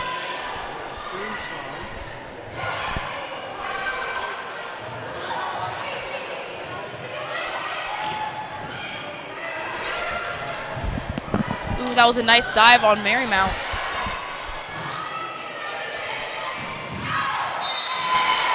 Ooh, looks like Notre Dame Lady Knights has missed that one and it's gone out, giving Marymount just an ounce of hope to probably win this game, which we need to crush. Scoreline is 13-11. One thing that really interests me, if you look at like a sport such as soccer, basketball, USA's basketball, both women's and men's, both very strong. If you look at basketball for a team like, if you look at soccer for the U.S., the team is strong for the U.S. men's, but the women are some of the best in the world. It's interesting since volleyball normally only has a stage at the Olympics. I wonder how we'd really do if we played full-on volleyball past college in professional leagues really competitively, because they are all incredibly talented and doing things that I don't think I could do, but I would have to train for a long time if I wanted to. Well, actually, all the money for athletics, I mean, many people love to watch volleyball. I mean, you have scouts and recruits going to recruit volleyball players from all around the world. Even Miss Genova, our biology teacher for the freshmen, has gone really far and was even a scout for volleyball. It's really interesting because all the money for athletics are made, like all athletes make their money through like Nike and sponsorships where they get to wear their clothing through games. So many people don't actually make a lot of money just playing professionally. Like I guess you do get paid from your team that you play for. And isn't there professional volleyball? That's what I'm saying. I don't believe that there is, or if there is, it's not very well publicized. Kind of like Major League Lacrosse, if you knew that existed. Yeah. But they do. Obviously, sports members are making a lot of money from endorsements. Yes. Ooh, looks like number 14 tried to save that ball, but it didn't work. Now they are at a tie, 14-14. Marymount has indeed catched up, but Lady Knights are taking a timeout, recouping, making sure that they can take this in for the win. 14-14 is our score line, ladies and gentlemen. 50 seconds remain as they take a timeout. We're going to talk to you for this and a little bit beyond. We'd appreciate you sending some tweets over to @NDHS Sportsnet. We will answer comments, questions, rhetoricals, rebuttals, editorials, rejoinders, anything you have to throw at us. We will be here to receive them, and our producers will notify us, and we will get back to you. And student body, just a heads up, on Wednesday, October 14th, freshmen, sophomores, and juniors will be taking the PSAT exam. All students are reminded to bring number 2 pencils for the test, as well as a calculator. Please do not forget the calculator. Make sure that you eat a nutritious breakfast, and see your counselor if you have any questions, because they do not let you out of the room for about 3 hours and you're stuck in there to take that test. So bring food. That day is a complete duality. The great part about it is that, yes, you do get to get out of there 3 hours earlier than you normally would on a school day. Mm-hmm. But the issue is you're taking the PSAT. Some PSAT jokes for all of you who took it out there last year. I wish I could watch this volleyball game like Juan de Cardenas did when he saw the Grand Canyon. That's funny. Well, that was a great volley if you haven't just seen that. Notre Dame spiked the ball and it was blocked by Marymount. And Notre Dame came back in it again, continuing to finish that volley. When they spiked it again, they blocked it and finished it.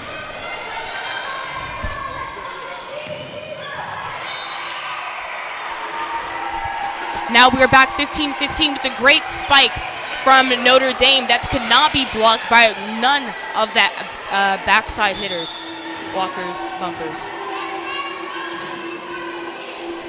All right, we are back here, ladies and gentlemen, as they're howling like wolves.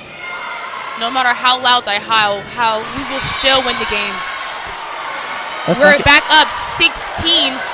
Well, the ref is actually confused, not sure what to go for. Marymount is getting very serious. However, I think that the ball did go out, aside from my bias. Marymount should be very frustrated at the moment. They're down 2-0, and now it's 15-15, possibly going to trail 16-15. So They're tied in a game that could be their last. So they're really going to have to not only scrap inch by inch every single time here, but then win the next 2 games. Do you think their spirit's going to break, or do you think they're ready for this test? Because they're already starting to look tired. Well, I think that their spirits are not going to break with the hype of their team in the background. As long as they don't lose, as long as they don't become 4 points behind, they'll basically stay in the game. And if they do win this match, it'll be very devastating for Notre Dame, for the Lady Knights, because then they will feel that they have already lost the game. And we do not want their spirits to be crushed. As you can see the Marymount team is talking to the refs, trying to advocate for themselves, which is pretty admirable, because normally the coaches would run over there. But, they're owning up to their own responsibilities because they want to win the game for themselves. Katie Roberti is going to look to be a absolute master. Actually, no, it looks like she's going to forfeit giving that serve. But if she was going to want to see how the team's going to line up and look to snipe it over the... that point's awarded to Notre Dame, ladies and gentlemen, 16-15. Yes, and you can see there's a little tension in between the coach and the ref. What do you advise for the coaches? What do you think they should do when it comes to arguing with the ref? Like, should they avoid it or should they start advocating for their team? There's a huge difference, what I've found with my many years of sports, of arguing with the ref and discussing. And it's all about how you approach it. You always have to be a sportsman. You always have to be respectable. You always have to make the correct case. It's very rare for a referee to change their decision in your favor if they've already called it. But if they're looking to make the decision, a polite conversation or a question posed can normally do you a whole lot of good. It's all about how you play. It's all about the sportsmanship, and that's what we stand for at Notre Dame High School. Yes, that's it. That is so true. I believe that everyone should try to be really good friends with the ref. Ooh, looks like that was out for the Lady Knights, and now they're back only up by 1. Well, this game is very, very close, and you have the freshmen and JV volleyball players getting really loud and trying to boost up their team. But our castle isn't doing anything. Like, what can we do to make them hype for their own team? Does it take them for them to be losing? For the Lady Knights to be losing for our castle to actually help?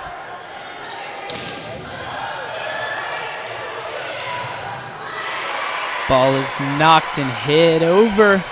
That ball is blocked. Ooh, yes, great block, but tipped. that was out. However, it was tipped. Now they're a tie, 17-17. I think they need to start making some subs, taking Jasmine out for maybe Dominique to give her some rest, because you know she has been in this game for a while. What's interesting is you really got a 1-2 punch if you got Jasmine and Dominique out there, because Dominique really can pull her own weight. So Jasmine and Dominique can switch out, get rest to go late in the games if they have to. But you know, it's definitely interesting. It's cool to have that kind of depth on this team, especially in positions that are so key. Yeah, the only thing is Jasmine and Dominique do have the same position, and they work very well with number 16. And ooh, that's a flex off the back of number 15. Yes, that was great. That is a point. 18-17, Notre Dame.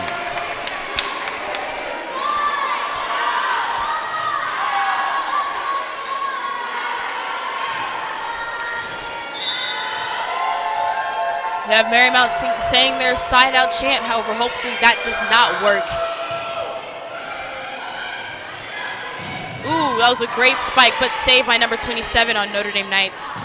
And another great spike. However, that is out. Now they're back tie 18-18. How do you think Lady Knights should try to get ahead in this game? How they should try and get ahead, keep doing what they're doing. Volleyball is not a game where you can play much possession because you're trying to get the ball right back over the net. But control of the game is always crucial. So yeah, if you're doing that by how well you're playing or pushing them back on their heels or doing it on the scoreboard, it's all about control. Yeah, here you go. Marymount has the ball now. They had a great tail. Slattery with a rocket as that one's tipped up into the rafters. Amazing spike that cannot be saved by Marymount. Now puts them at a tie. Ball tipped so hard that one ended up in Venezuela as it went through the ceiling. Now if Notre Dame really wants to win this, they need to stay focused. Ball up and over. Bump. Spike. That's saved by Waters. Placed over by Gritton. Just a little tip. And that's knocked back in, hit back over with the reverse bump by Jasmine Gritton. Set spike. And it's kept up. Hits the net. This is a nail-biter game. 5 points away, Notre Dame really needs to get up so they can at least be tired, get ahead. 19-20 is the score. We are in the roaring 20s of this game, ladies and gentlemen. 5 points to Marymount, and they will win this game in this match. And 6 points to Notre Dame, and they will win this whole match. Oh, that was a tip. She should have just not touched the ball, for my opinion. 21-19. Lady Knights need to get focused and start playing hard. You know what? Good call. Great call by the Notre Dame coaching staff. Yeah, you want to come down, bear down, break up this momentum that they have right now. Anytime you're going to have to take time away, they're going to have more time to breathe, get relaxed, gather themselves, and come back in. While Marymount's momentum might drive them off track while they're trying to win. So, perfect call, perfect placement of this timeout. Let's see if it works off tactically. Yeah, like right now, I think the coach needs to be discussing the players that they're placing in the game right now. I mean, the most important people that are supposed to be on the court are the blockers and the liberos and the hitters. Well, blockers, hitters, same thing. Because the blockers is really what's making the points right now. And as Jasmine Gritton and Dominique are great players, they have different capabilities. Like Dominique blocks really well, but Jasmine has the amazing spikes and hits. Also, so you get some good three directions up there. I've seen it go up a few times and kind of twist, turn line, bounce period, you know what I mean? Ball is served by the libero. To the other libero is Katie Roberti. Bumps it, back over. Nice! Put back over by Slattery. 20-21, ladies and gentlemen. This is exactly the kind of excitement that we need. Now you see the smiles on Notre Dame's faces and the worried looks and sweat coming from Marymount. Slattery finds a lane in between 2 or 3 players to place it down and in. She parted the blue C, not red, but the baby blue C for a point, 20-21. Notre Dame needs 5. Marymount needs 4. Ball is spiked and blocked out by Simone. However, that did go out, so that is upsetting. Notre Dame needs 5 and Marymount needs 3 to win this specific game. We could be here for the matter of minutes or a matter of hours, ladies and gentlemen. It all depends how this game goes. We have yet to see any incredibly long rallies, making it over 20, maybe 30 hits from both sides. They've been very direct in their scoring. Thus far, this game has gone pretty quickly. Ooh, those were nice blocks and luckily saved by the back. That ball goes down, and that's a point. Spike by Harper. 21-22 as Notre Dame inches back. Marymount needs 3, Notre Dame needs 4. 4 for a win for Notre Dame, 3 for a game win for this matchup for Marymount. Let's hope that there is no side out. And then Notre Dame keeps this possession of serving the ball. However, Sally Harper, her hand slips probably from sweat and anxiety. That brings up the visitor, Marymount, 23-21, 2 points away from the win. Ladies and gentlemen, let me also remind you, because we could be out of here fairly quickly if this does happen, if Notre Dame does happen to win. Notre Dame's girls volleyball team will take on Louisville on Thursday, October 17th, approximately at the time of 6 p.m. The Lady Knights are facing much hype this season, being highly ranked in the Mission League by Daily News and looking to improve upon their CIF semi-final appearance. Stick around for an exciting game, ladies and gentlemen. Nice block by Simone, and it goes out, luckily bringing us up 22-23, 3 points away from the win, and 1 under Marymount. You know, now Lady Knights need to get serious, and as I said before, focus on trying to win this game. Ladies and gentlemen, if you're at home, get hyped for us. We're getting close. Ball hit. Put back up over. Blocked. Oh, but that reaches ground. But she lets it get on her side. Two blockers really need to make sure that they try and tail that ball down, because the visitor is only 1 point away from the win. They cannot get discouraged. Like I said before, the win of this match, whoever it goes to, could discourage the other team. Marymount needs 1 to win. Notre Dame needs 3. Notre Dame leads 2 games to 1. That ball is hit down by Dominique, hit by Klein on the opposing side, knocked over, put back up, bumped to set up this. They missed it. Katie Roberti just could not get her fingertips on that, as she was literally digging under the net to get that ball. We're going to a 4th game, ladies and gentlemen. The tally is 2 games to Notre Dame, 1 game to Marymount. Next game will either equalize for Marymount Sailors, or it'll be a win for our Notre Dame Lady Knights. We have approximately 3 minutes. And in case if you are getting bored of listening to me at the moment, please make sure to tweet me at NDHS Sportsnet if you have anything to say, comments, questions, anything you want to be read online. Homecoming maybe? Question mark? Make sure the person's watching it too. Just make sure to let me know. Our producers will inform us if you have contacted us, so we'd appreciate your participation online with us.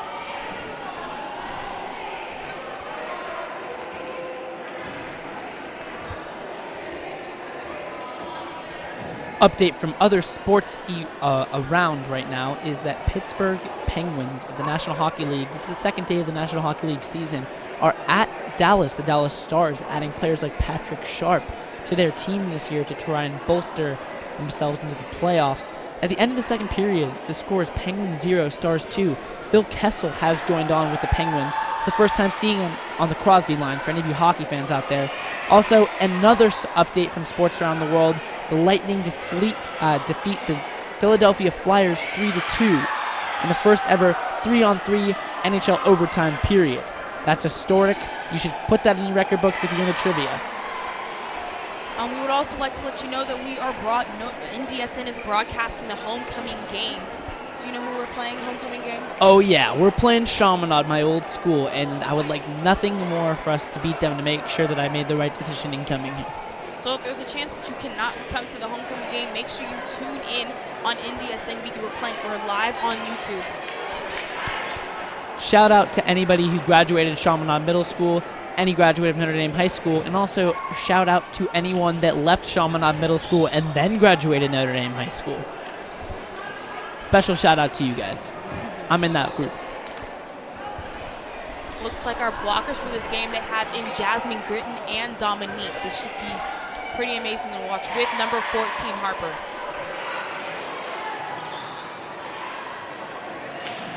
Actually, I think we have 2 people on the court. We do right now.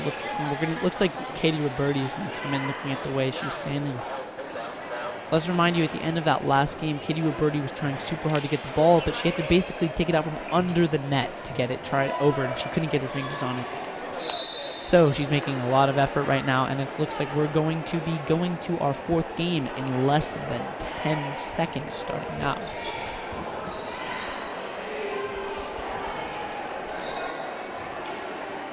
Looks like there's a lot of conversation going on between the front people. You have the middle, the outside, the right hitter, and all the blockers talking to each other, making sure they have great communication of their plays, how to respond to certain situations. I mean, this is great teamwork that I'm seeing right here in game-winning personalities.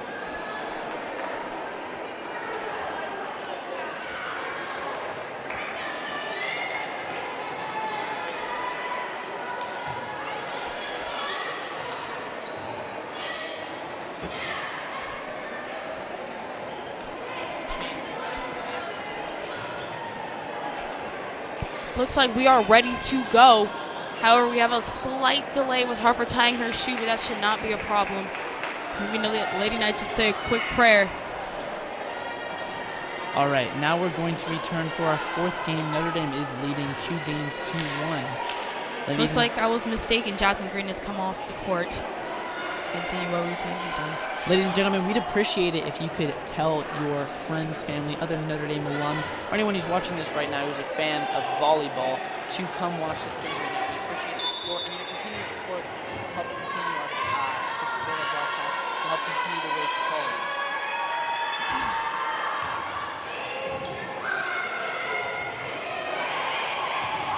Locked off, and that ball's gonna. Oh, I thought that was gonna touch the ground. Set up for small, and that goes over. Nice hit, nice hit. Ooh. And even though some blockers did not touch the ball still went into the net, which is great for Notre Dame because we're starting off with 1.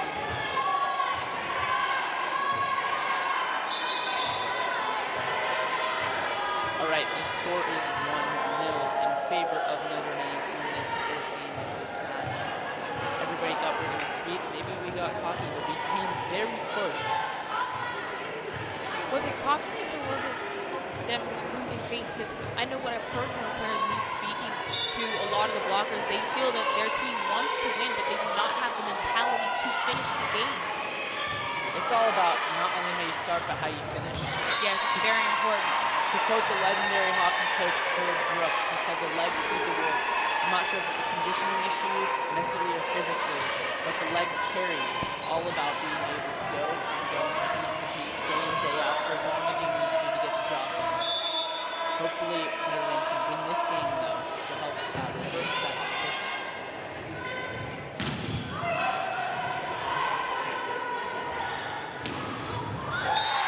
Roberti's diving everywhere. Blockers, I think we need to work up on getting up higher and making more connection with the ball.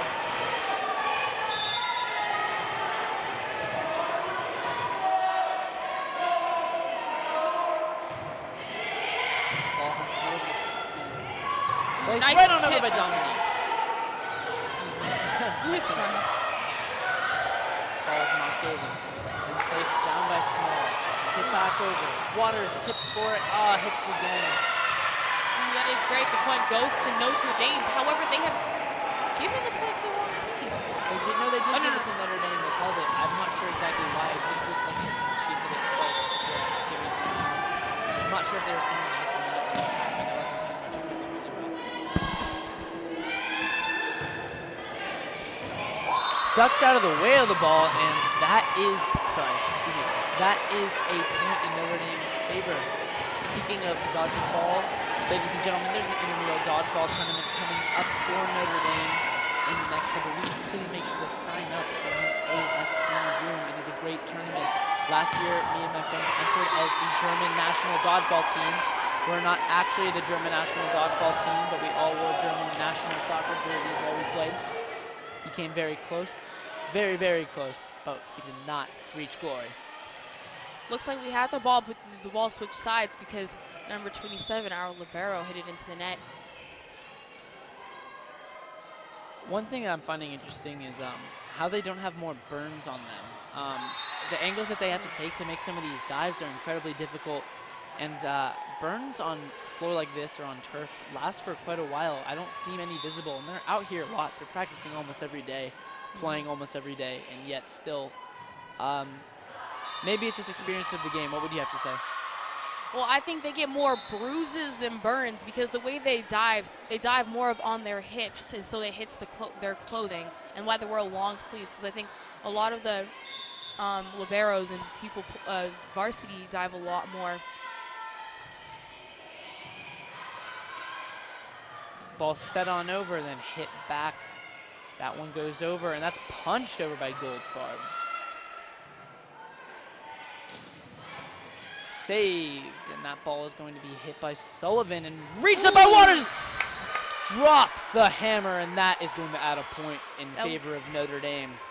That was amazing. The smiles on their faces right now. Hopefully they stay on there with their excitement and adrenaline shooting through them right now. Hammer down on that last play, and that ball is served by Sullivan, and she just aced. That's the second time. That player over there, I'm not sure if she's scared of the ball, if she's having trouble seeing it, but that's 2 aces in this fourth match right now. Fourth game of this match. Maybe the pressure was just getting to her.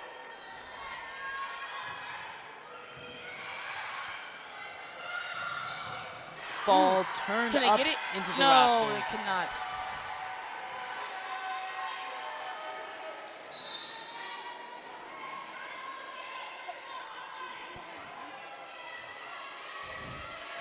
Ladies and gentlemen, score 6-5 in favor of Notre Dame's Lady Knights.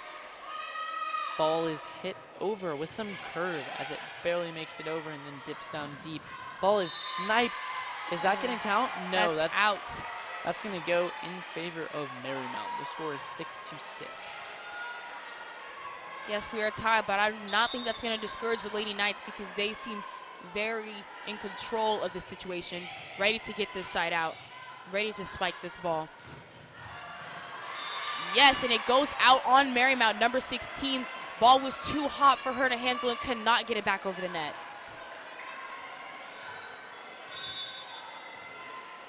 Now we have the ball with Waters serving. Ooh, sadly, it does not make it over the net. It goes straight into the net. Now we are at a tie, 7-7.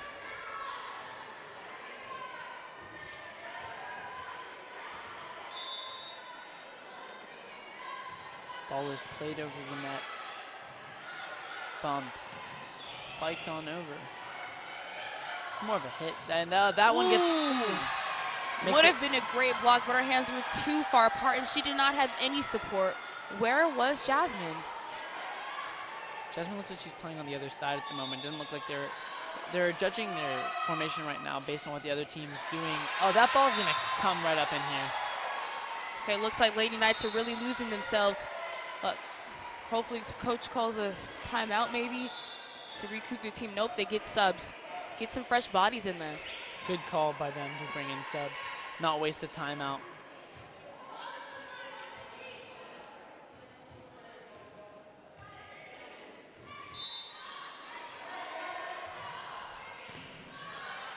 bump. Another bump. Hit right on over by Slattery, but it hits the net. Would you risk taking out Slattery to let her recuperate, or do you think she's strong enough of a player to just stay in the entire time? Well, I think I would give her one more chance because, you know, it's still a little early in the game. So, I mean, she is a great player, and she has had some great hits, but, you know, it could be just one of that time she needs to just get her head back in the game. Ooh, and luckily the ball went out, and they did not touch it. 8-10 is the scoreline right now. Notre Dame is leading. I mean, Notre Dame is actually trailing. Gritton comes out at the moment. Gritton, Roberti, Waters, all out at the moment. Slattery. Slattery's in. Yeah, Dominique, Goldfarb, Slattery, Ooh. Edwards, That was Sullivan, a nice Sedano, tail. all in. Looks like that was a great tail. However, it was close. As you could see the hesitation in her face after she tipped that ball because, you know, she probably touched the net. Luckily, the ref didn't realize it. Interestingly enough, last year I spoke directly to Jenny Edwards right there, number 2, Samantha Sedano, about this game, in particular, the Dig Pink game. And everybody does feel like they have a little bit more to prove because they are playing for people, breast cancer survivors, people who have fallen into the disease. And I think it's great to motivate yourself that way. I'm a hockey player, and I would tape my stick with pink tape. I know people in football, pink towels, pink tape, pink everything. And it's really great to show that kind of support. I don't think any other disease, with the exception maybe ALS and baseball, really has that much prominence across like awareness for all sports. It's really great. I really appreciate it. This has been a nice volley, them going back and forth, great communication. This is probably the longest. Sadly, they cannot keep it going or cannot stop it with the win. Probably one of the longest rallies we'd seen there yet in this game. Can't remember many longer. It's been pretty back and forth, like we said earlier in this broadcast.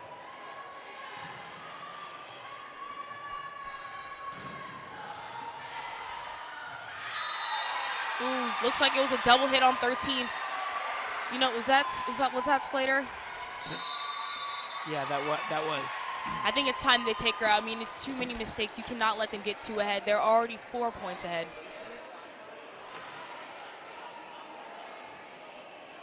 I mean, Lady Knights aren't looking so good right now, and this is a very tough decision. Like I said, that third game that they played was really important because, you know, when it comes to playing a game, they already won. And, you know, they just needed that last game to win. But when they lost, it probably discouraged them so much. It's going to be hard to recover from.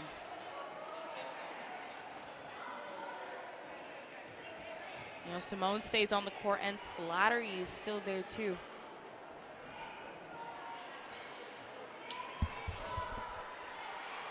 I think that was a smart call. Slattery's too good of a player to take out of the game, so it was good to take a timeout there. That seems to be the right call. I mean, I know she's a great player, but you can't take too many chances with great players. Like, even great players have their bad days. And personally, I think you should give someone else a chance in there to show them what they've got. I tend to agree with the youth movement as well, but I feel like that's a huge respect call from the coach to Savannah because I think she's done a lot in her time here, done many great things, and I think he just is hoping that she can fill that role of like a Zana Muno that Zana had last year, just go-to star. Yes, I mean, Zana Muno was a great star, but even when she had her bad days, I realized that she was sometimes pulled out of the game.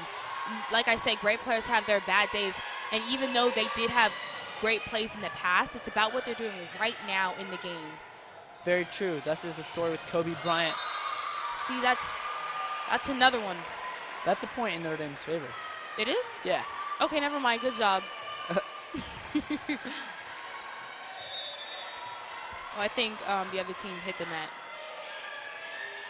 For any of you who are esteemed movie buffs out there, if you've seen Le Ballon Rouge, it's a French movie about a boy with a red balloon. Right now, I'm holding Le Ballon Rose. We have tons and tons of pink balloons in with us right now, where you can donate $1 to in honor of a breast cancer survivor or a patient right now, or victim. Do you take French? I do. I actually took it for 5 years. I stopped this year to take art, but my point being, if you'd like to donate to the cause and show your support for anyone affected, please make sure to see the Notre Dame volleyball parents. Looks like there was a little confusion on who the point was supposed to go to. Looks like it goes to Marymount. Now they are 11 to 15, still 4 points behind. They change up their formation, hoping this will work, but still their libero flipping over, trying to get that ball, misses it. Now we are 5 points down, not gaining. Who do you think the key player has been so far for the opposing Marymount side? The opposing Marymount side, well, I really think it's their outside hitter. I mean, they've made some great hits. It's coming back and forth, and it looks like that ball was out. That in terms of who they're outside, well, number 16, actually no, the first libero was great, and number 11 have been key players to answer your question. Also continuing along the topic of who you support, the Notre Dame girls volleyball team actually put a poster across the gym that says who I'm playing for, and they signed messages, names, etc. to talk about who they're playing for and dedicating this game to. Now they've got one more point, only 3 points down from Marymount. Oh, looks like their libero, our libero, number 12, number 27, is getting a little bit out of the game here.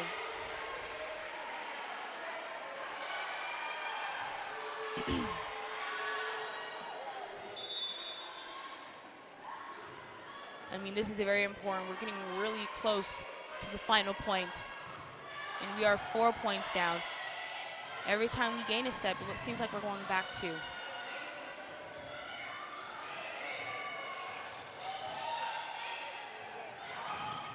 Ooh, that was a great hit by Simone. And luckily the blockers cannot handle it, handing it off to their libero, who hits the ball onto the ground. Now we are still at 3. No, we're down 3, and Simone is taken out.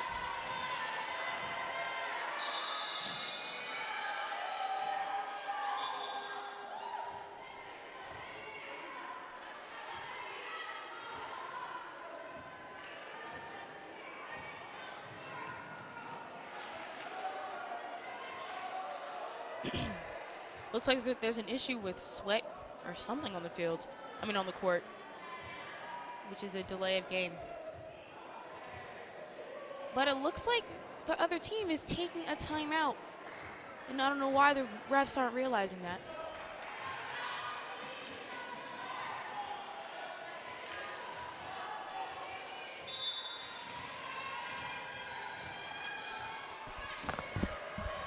Our hit by starting this set, number 27.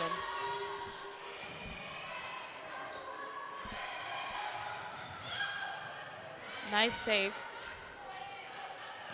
And good hit. And that was, oh, I thought that was, how many hits is it per side? Is it 4 or 3?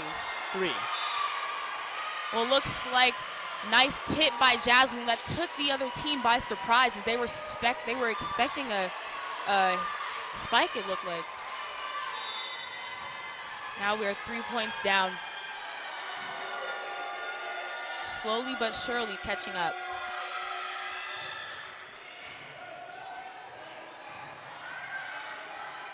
Ball hit over and stopped.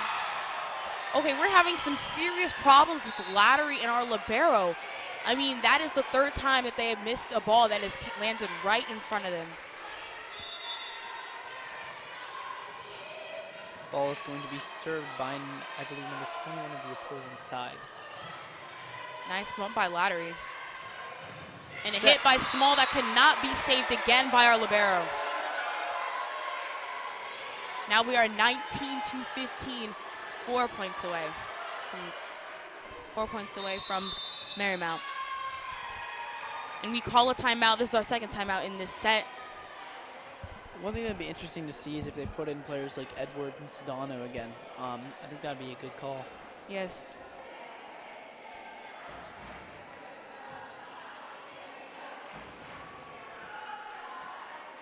Looks like we have our Castle getting back up again. We're on a timeout right now, by the way, and it's 19 to 15. We're down by 4. We're hoping Notre Dame can pull back. That's a huge gap. That's 10 points Notre Dame needs to score to win this. Well, actually, I apologize. That Oh, wait, that is 10 points, yeah. Yeah, but rather looking at how many points they need to take to win, I think they first, while winning is important, they need to first focus on trying to catch up. I mean, you know, that don't try to discourage them too much by telling them you need 10 points to win, but at least 4 points or 5 points to be ahead of Marymount.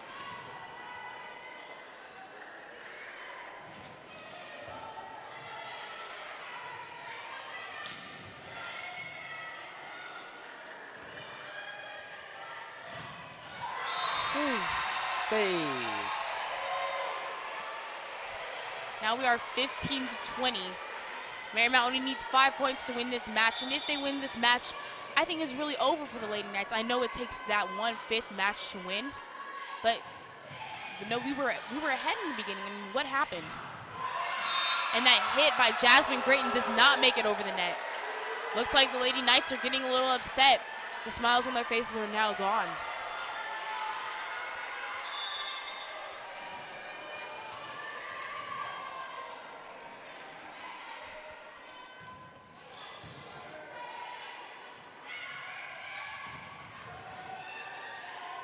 Nice hit by Edwards. And a save by Goldford.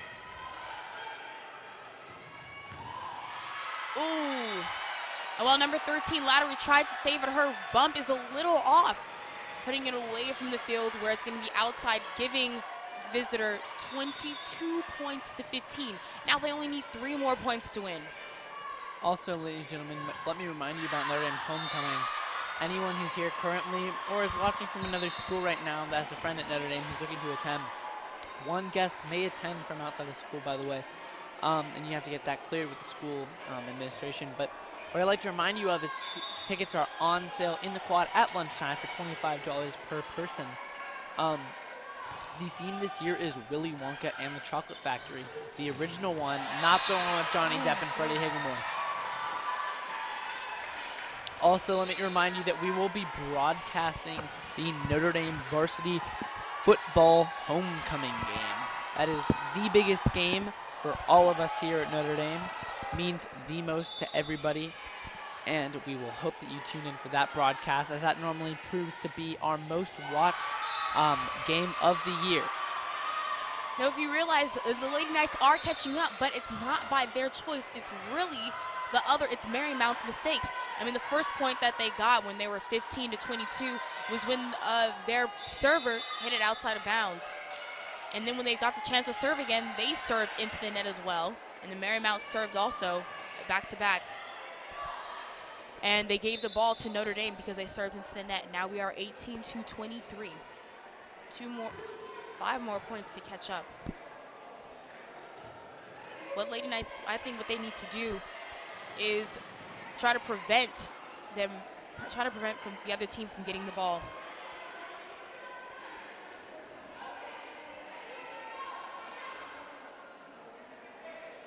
Looks like there's a small issue between the refs and the coaches, but that's resolved quickly.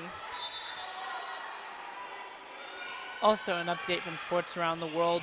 The most hyped up USA hockey player since Paul Kariya being drafted in the early 90s with the Anaheim Mighty Ducks, since they've changed their name, but the most hyped up American player, Jack Eichel, coming out of Boston College after only his freshman year, debuted in the NHL tonight and has scored already for the Buffalo Sabres. So for all you USA sports fans out there, we have a hockey star coming in our midst.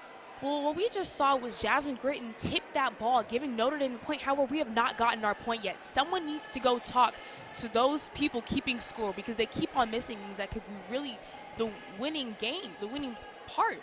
I mean, like I just said, did you not hear me saying that we are 5 points behind? We need 5 points to catch up, and now we just got another point, and we should be 19 to 23. A ref looks to be talking to them right now, and I hope they're figuring that out.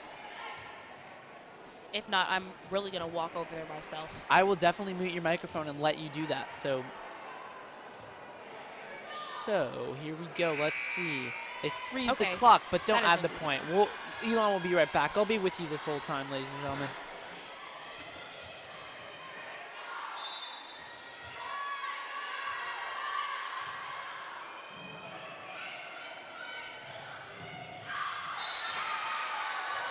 The score should be 20 to 23, ladies and gentlemen, according to Elon's tally. It says 19-23 up there right now.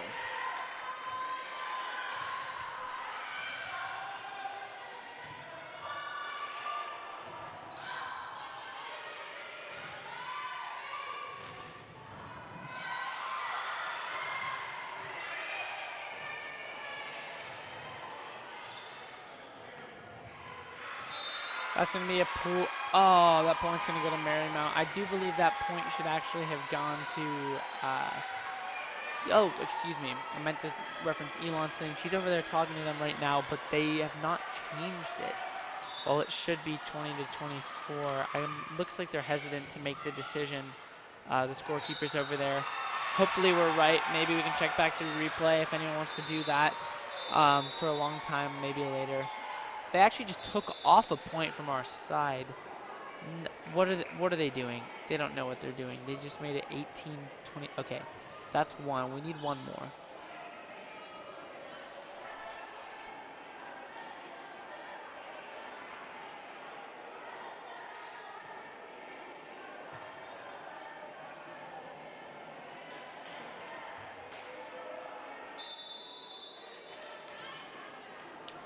Ladies and gentlemen, I apologize. Even though it says 22-25, it says 19-25. It was 20-25, but 25 means the set's over. We're going to a fifth set. They're going to look for a reverse sweep from the Marymount Sailors, and Notre Dame's going to look to fight back. Like we said, Notre Dame opens up very, very strong, but does not seem to be able to finish. Let's see if they can tie it down in this final set to 25, a death match to 25, and if it continues to go on, it could continue and continue and continue, ladies and gentlemen.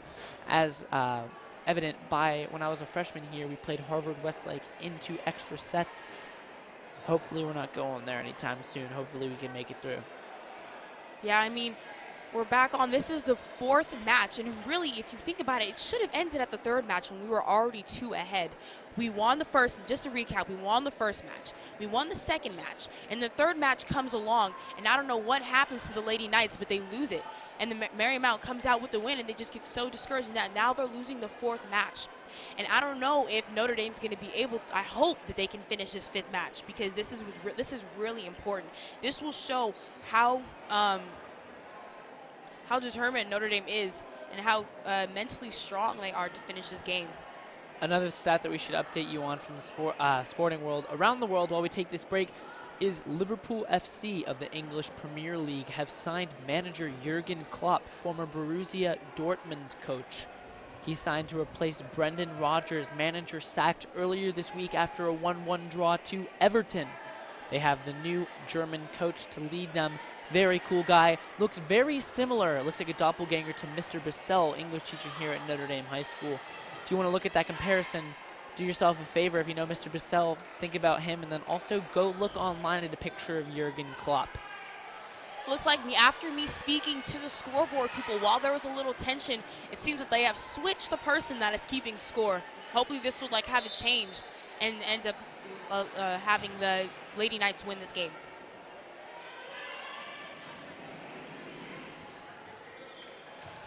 Another update, ladies and gentlemen. Hunter Green, baseball star here from Notre Dame, panned this summer and won a gold medal for the United States of America, bringing back a gold medal for the U.S. and Notre Dame here at home. A huge accomplishment for such a great baseball player, and we're hoping that he can continue to lead our Knights baseball team into success.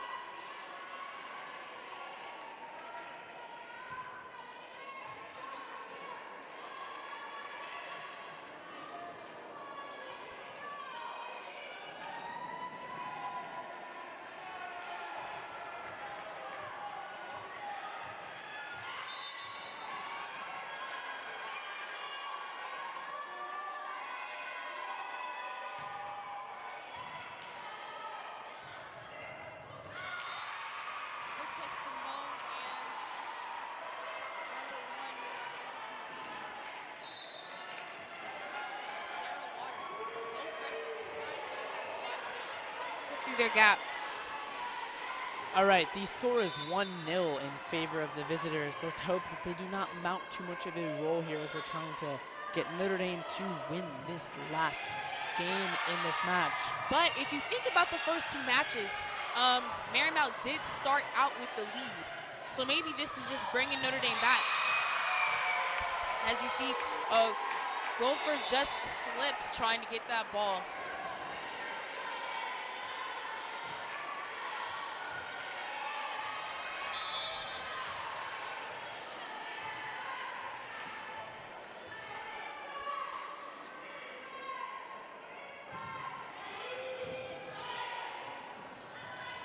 To keep you updated on sports, also the Los Angeles Dodgers are back in the playoffs playing the New York Mets, which should have a great pitching battle with pitchers like Clayton Kershaw, Zach Greinke versus pitchers like DeGrom and Matt Harvey. This should be quite interesting series. Series only to 5 instead of 7 in the early rounds. Ooh, that was a great save. Maybe they can get it. Wow, Lattery even hops over her own players on the bench trying to get to that ball. That shows her determination and the hope that the Lady Knights can pull through this win. We are currently 0-4, and we're at a timeout.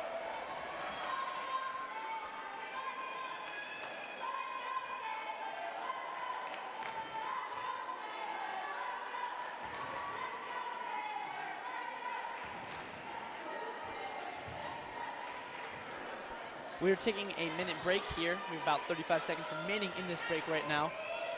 Notre Dame is tied 2-2 when it comes to the games in this match. And we thought we were going to go for the sweep, and maybe we cursed it by saying that now we could possibly get reverse swept right now. Well, I doubt that. I think the Lady Knights are going to come for the win. It just takes them a while to realize it. I hope that there's a change in this game from their previous games, because, you know, Lady Knights are 4-2 right now is their record. And I know the last 2 games watching them, I saw that they had a great start in the beginning, but they just lost it close to the end. Yeah, let's hope let's hope the coach really works on that. They're down by 4. 4 seems to be an insurmountable number for them recently in this game, but now we've pulled it to 3. So let's see.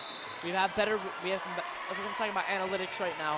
We've been doing better when we're down by 3 to come back to take the lead than we have by 4, simply because of how big it is. But it's probably a mental issue. Yeah, I mean, you just saw that Lady Knights just got a point from the great blockers, and Simone came off the field yelling, let's go, we can do this, because she has faith in her team. Ooh, that was a great spike by the other team, and it was going out. However, Jasmine Britton tipped it, and it ended up going out. And point goes to the visitor. We're 1-5 right now, favoring the visitors.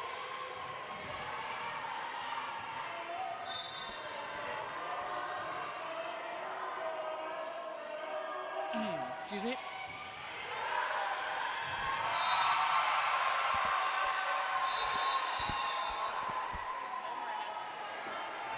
For what?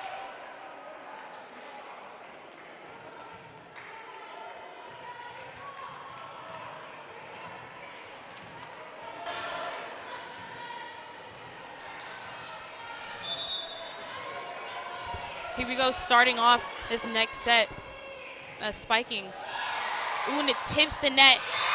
Saved by Jasmine Britton, but she doesn't get it totally over the net. And number 14, Miss Harper, could not finish it off. Now we are 1-7, another timeout. Marymount taking the lead. Excuse me for all of you that have to hear this, but could Peter Smith come to the announcers right now? Peter Smith. Looks like we have Marymount marching around. Peter, what is he talking about? What is no announcement?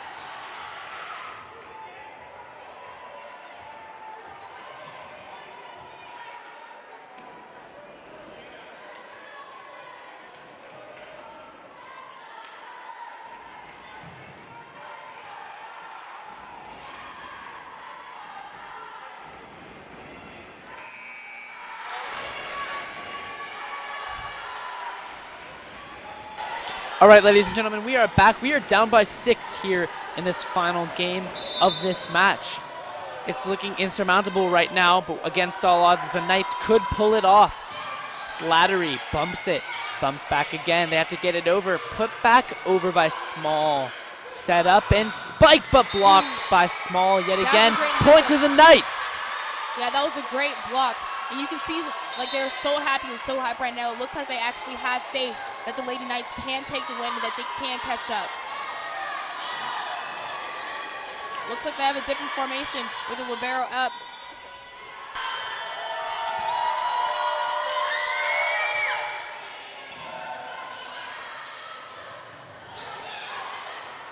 That ball shoveled back up and over and hit, makes it over the fingertips of the wall. Ball is hit and Roberti cannot reach it. Olay, that went right by her. We're down by 6 again. Score is 8-2 in favor of the visiting Marymount Sailors. Yeah, I think what could really help our Lady Knights right now is the castle. The castle really needs to step up their game and try to help out and show more support. I mean, we are home. We are home, and we were being out Marymount is so much louder than us, and it's kind of depressing. One issue I have to point out is not necessarily, it's not the castle's fault, but it's actually the parents' fault. Obviously, parents have the first right to support their kids wholeheartedly, yes. But if they're taking up space for people where they can't be in the castle as a result of that, that does raise an issue for school morale, you know, because we come to expect that at every single home game.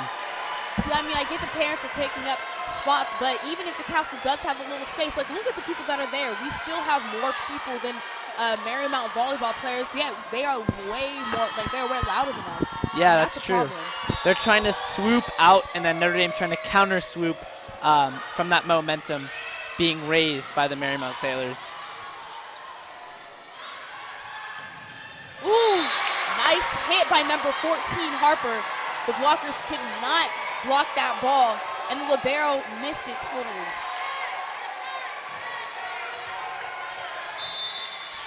Score is 9-4. We're down by 5. Ball hit up and over and hit right back by Slattery. That's a missile that cannot get the trajectory to end inside the lines. That's going to be a point. It's 4-10. I mean, it's right here, right now that the Lady Knights need to catch up. If they don't catch up right now, I think that's it. I mean, it's a wrap. That is probably the 7th time number 13 has hit it into the net. But they're really doing a double over us right now.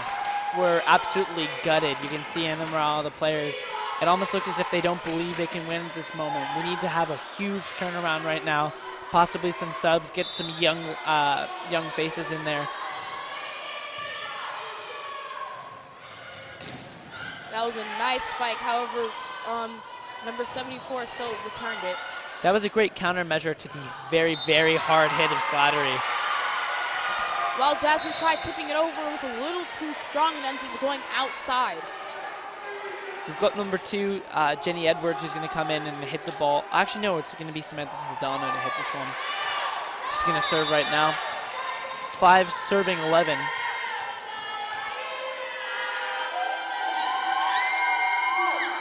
That had some rotation, curving to the left on that serve.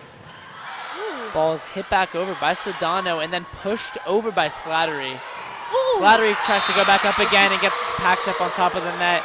It's 5-12.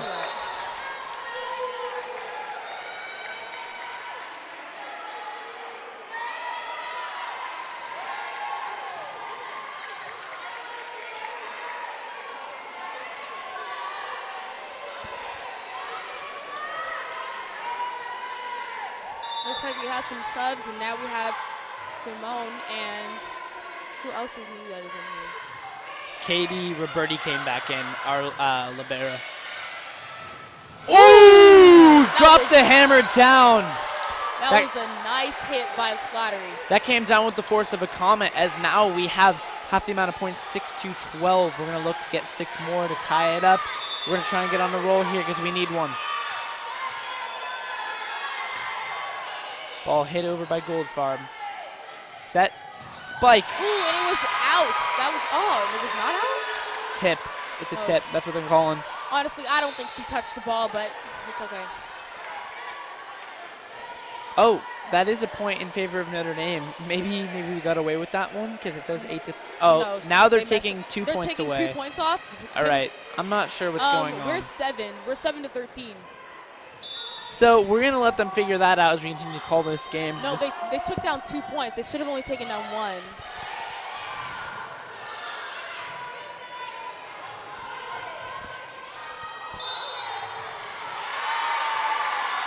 The score line should be 8-13, but there's no way we're going to be allowed to get over there.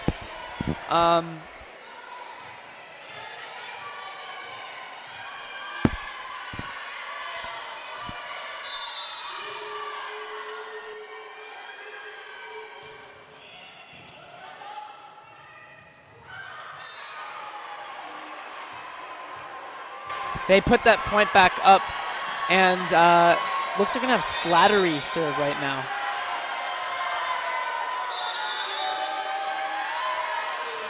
Taking a timeout. We've got a minute. They actually take down the board.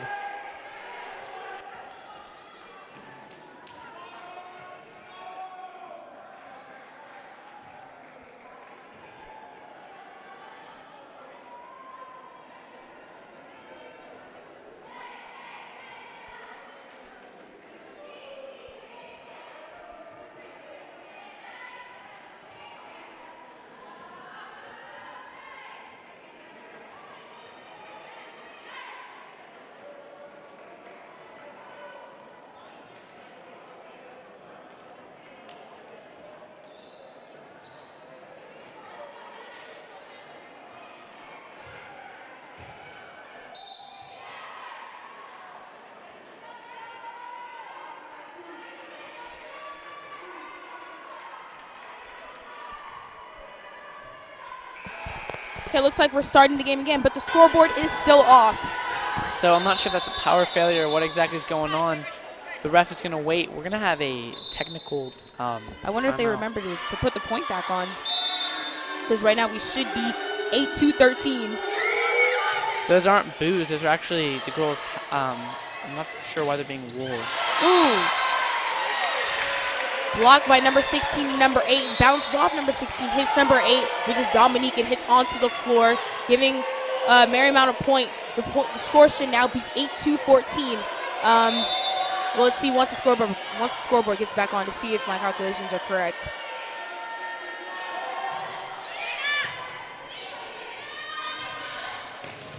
Hit right on over. Ooh, that's a nice solid block by Marymount, and they win the game 15-8. As you know, the last game only goes to 15. Looks like the Lady Knights cannot take out the win. They're shaking hands. Ladies and gentlemen, we'd like to thank you for joining us tonight on... Okay, we'd like to thank you for coming on with us tonight and watching this NDSN broadcast. Whether we're at home or away, we really appreciate the support for the Notre Dame athletic programs. I've been Tom Mull. I'm here with Elon Mahone. Elon, do you have anything to say before we sign out? Well, I mean, I think it was pretty obvious, like, what happened. You know, the Lady Knights started out strong, and then they kind of just lost it at the end. But both teams are very strong and played a great game. And I thank you for all the viewers, because this is the first time that I've come out to speak with you all, and I had a great time. Ladies and gentlemen, that has been our broadcast. Thank you for the continued support. Thank you to Marymount for playing a fair game, and thank you to Notre Dame for always being out there to perform for us, the fans. Ladies and gentlemen, have a good night.